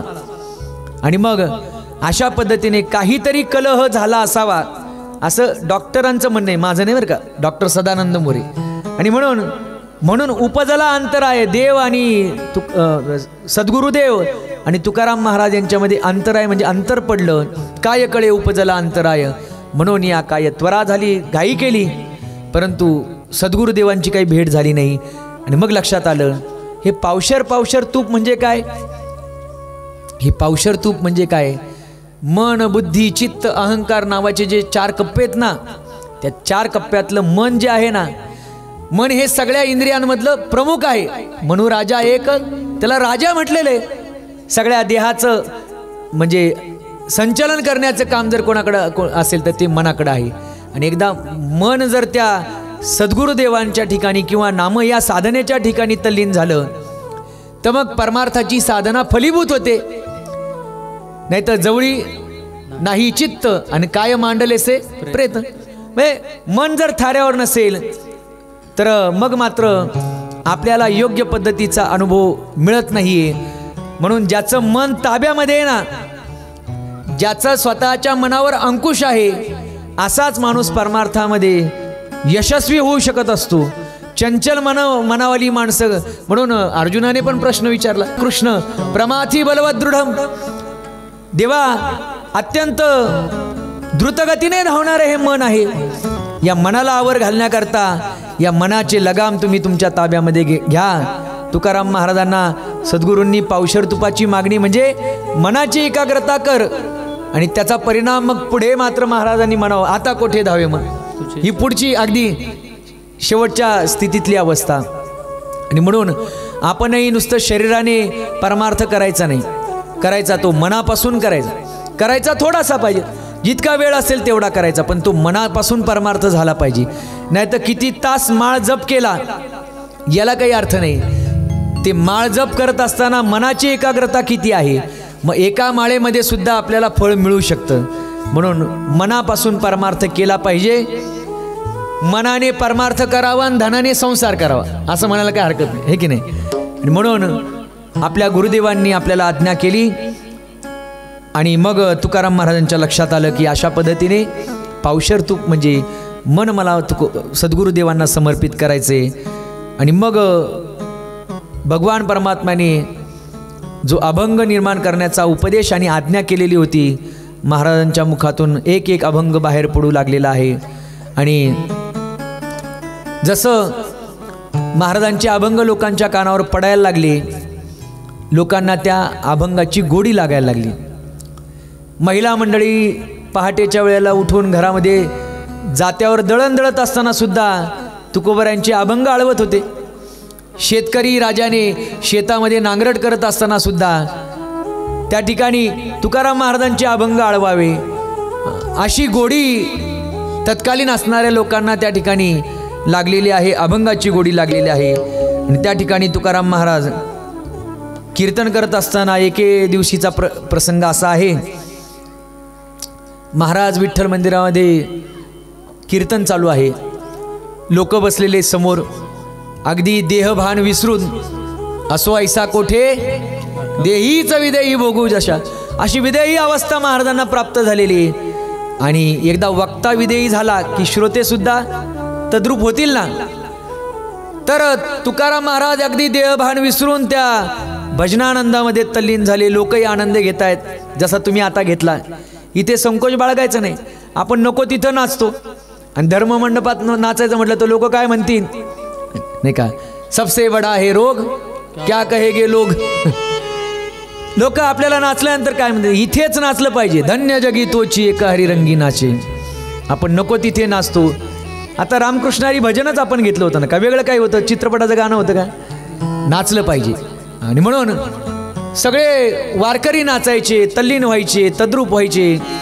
कीर्तन अगदी जोमात चाललेलं आहे. लोकांची एकतानता एकाग्रता त्या ठिकाणी निर्माण झालेली आहे. आणि अशा परिस्थितीमध्ये आवली माता आपली घरी निद्रिस्त आहे. आणि घरी झोपल्या असताना त्या गावामध्ये चोर शिरले. आणि चोर शिरल्यानंतर काय आपल्या हाताला लागतं का, काय मिळतंय का, असा शोध ते घेऊ लागले. आणि घेता घेता घेता तुकाराम महाराजांच्या वाड्याजवळ आले. त्यांना त्या ठिकाणी दावणीला बांधलेली म्हैस दिसली. म्हैस दिसल्यानंतर चोर म्हणायला लागले, हे पहा म्हैस चांगली दूध देणारी दिसते, बस आज मात्र आपण ही म्हैस चोरून नेऊया, म्हणजे आपलं आजचं भागलं. गेले, गोठ्यामध्ये शिरले, हळूच दोरी सोडलेली आहे, ते दावं सोडलेले. आणि आता म्हैस घेऊन निघणार, म्हैस चोरून घेऊन जाणार. 4 चोर आहेत. मुख्य वाटेला लागले. भगवंताला काळजी निर्माण झाली, अरे अरे आता एकमेव कुटुंबाचा निर्वाह चालला एकमेव त्या म्हशीच्या जीवावर. आणि ती म्हैसच जर चोरांनी चोरून नेली तर आता काय होणार, घरातली लेकरं बाळा काय खाणार. मग देवाला काळजी पडली. आणि देवाने काय केलं, ब्रह्मराक्षसाचं रूप घेतलं. हे आगडबंब असणारा देह, हातामध्ये धोपाटणं. आणि ते चोर म्हैस घेऊन चाललेले ना, त्या रस्त्याला तो ब्रह्मराक्षस आडवा उभा राहिला. म्हणजे त्या ठिकाणी आडवा उभा राहिला, म्हणजे त्यांना आडवा आलेला आहे अडवण्याकरता. मोठ्या मोठ्याने हसायला लागलाय, दात इचकायला लागलेला आहे. त्याचं ते रौद्र स्वरूप पाहिल्यानंतर हे चौघे घाबरून गेले. ते म्हटले पळा पळा पळा. म्हैस घेऊन दुसऱ्या रस्त्याने निघाले. ज्या रस्त्याने जातील त्या रस्त्याला ते ब्रह्म राक्षस काय करायचा, त्यांना अडवायला उभा राहायचा. आता म्हटले आपली काही धडगत दिसत नाही, आता याच्या तावडीत आपण सापडलोय म्हणजे आता आपण मरणार, आता काय आपण जिवंत राहत नाही. त्यातला एक जरा शहाणा होता आणि म्हणून कुठे जाताना एखादा तरी शहाणा सोबत घेऊन गेला पाहिजे. एक जरा शहाणा होता, हुशार होता. तो म्हटला अरे आपण ज्याच्या गोठ्यातून म्हैस सोडली ना तो काही साधा नाही. म्हटले ते बघा मंदिरात भजन करतोय, टाळ वाजवतोय. आता बाकीचे असते तर काय म्हटले असते, टाळ कुठं तोय म्हटले मंदिरामध्ये.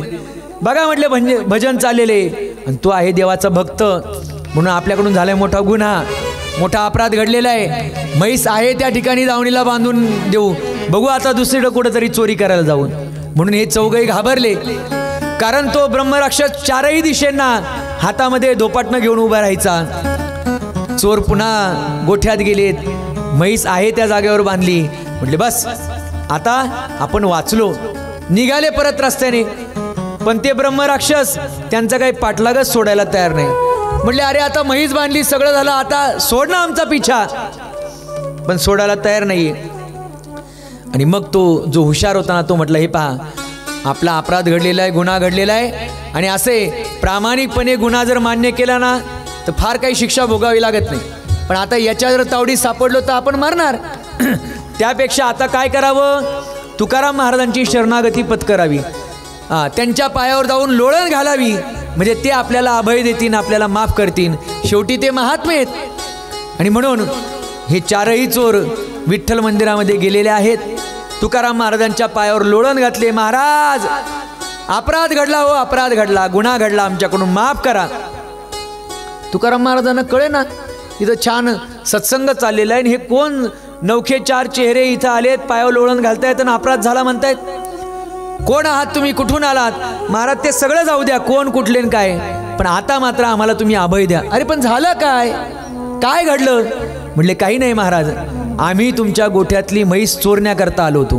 म्हटले मग न्या ना चोरून, तुम्हाला गरज आहे का, घेऊन जा, घेऊन जावा ना. म्हटले नाही नाही ते सगळं झालं होतं, पण आम्ही ती म्हैस चोरून घेऊन निघालो रस्त्याने, पण आम्ही ज्या मार्गाने जायचो त्या मार्गावर तो ब्रह्मराक्षस आम्हाला आडवायला लागला.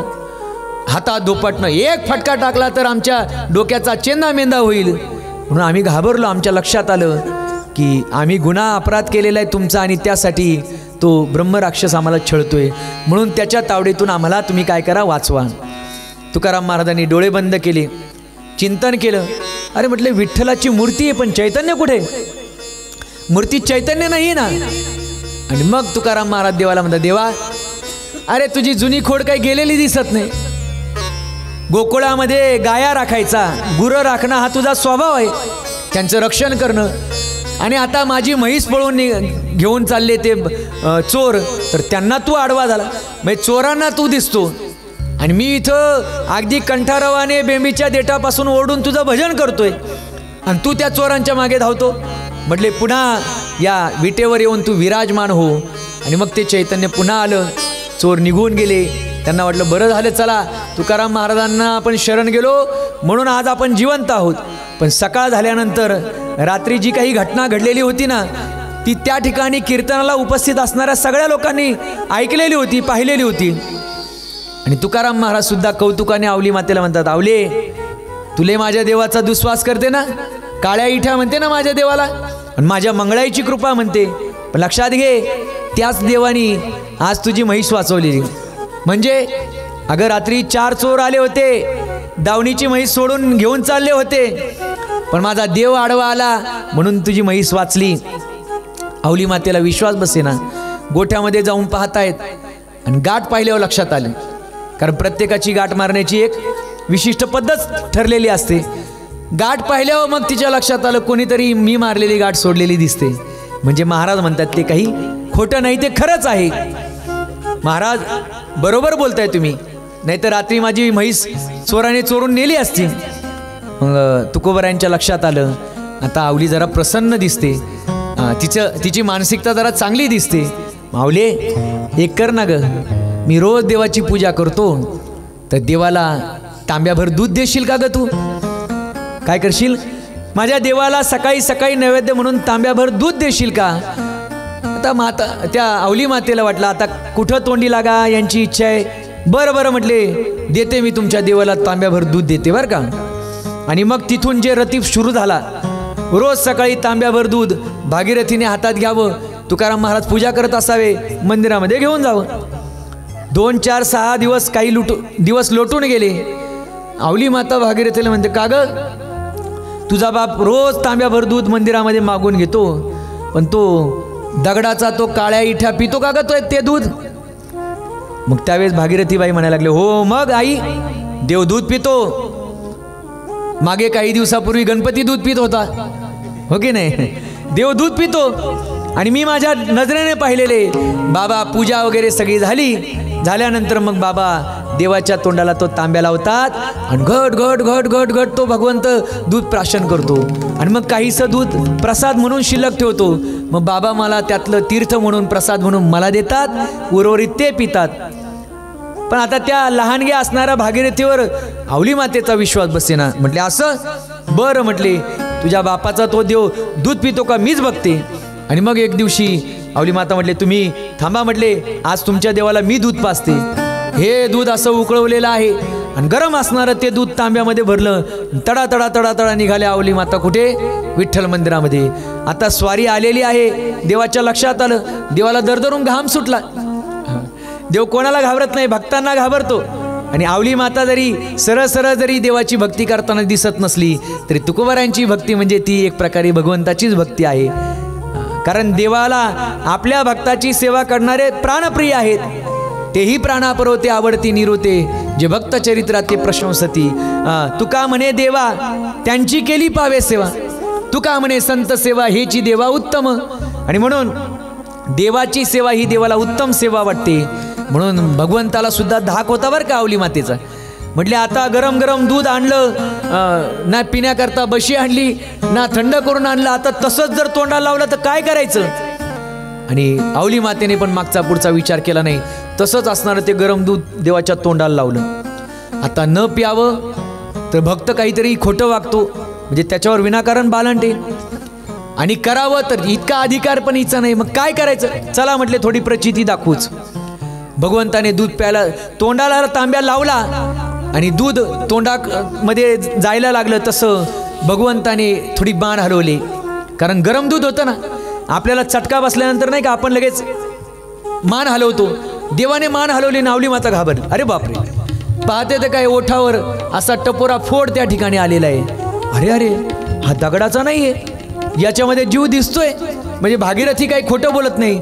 तशीच धावत पळत घराकडे आली आणि विचार केला, आता जर माझ्या पतिदेवांना कळालं तर ते माझ्यावर नाराज होतील, माझ्यावर चिडतील. आणि मग तुकाराम महाराज मंदिरामध्ये दर्शनाला गेल्यानंतर पाहतायत तर काय देवाच्या ओठावर असा टपोरा फोड आलेला आहे. आणि गरम गरम दूध पिल्यामुळे देवाची थोडीशी मान कळलेली आहे.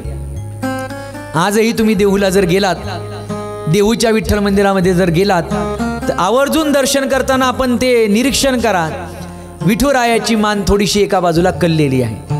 तुकाराम महाराजांनी देवाची प्रार्थना केली, देवा घडला माझ्या पत्नीकडून अपराध, पण तू तो अपराध त्या ठिकाणी पोटामध्ये घाल.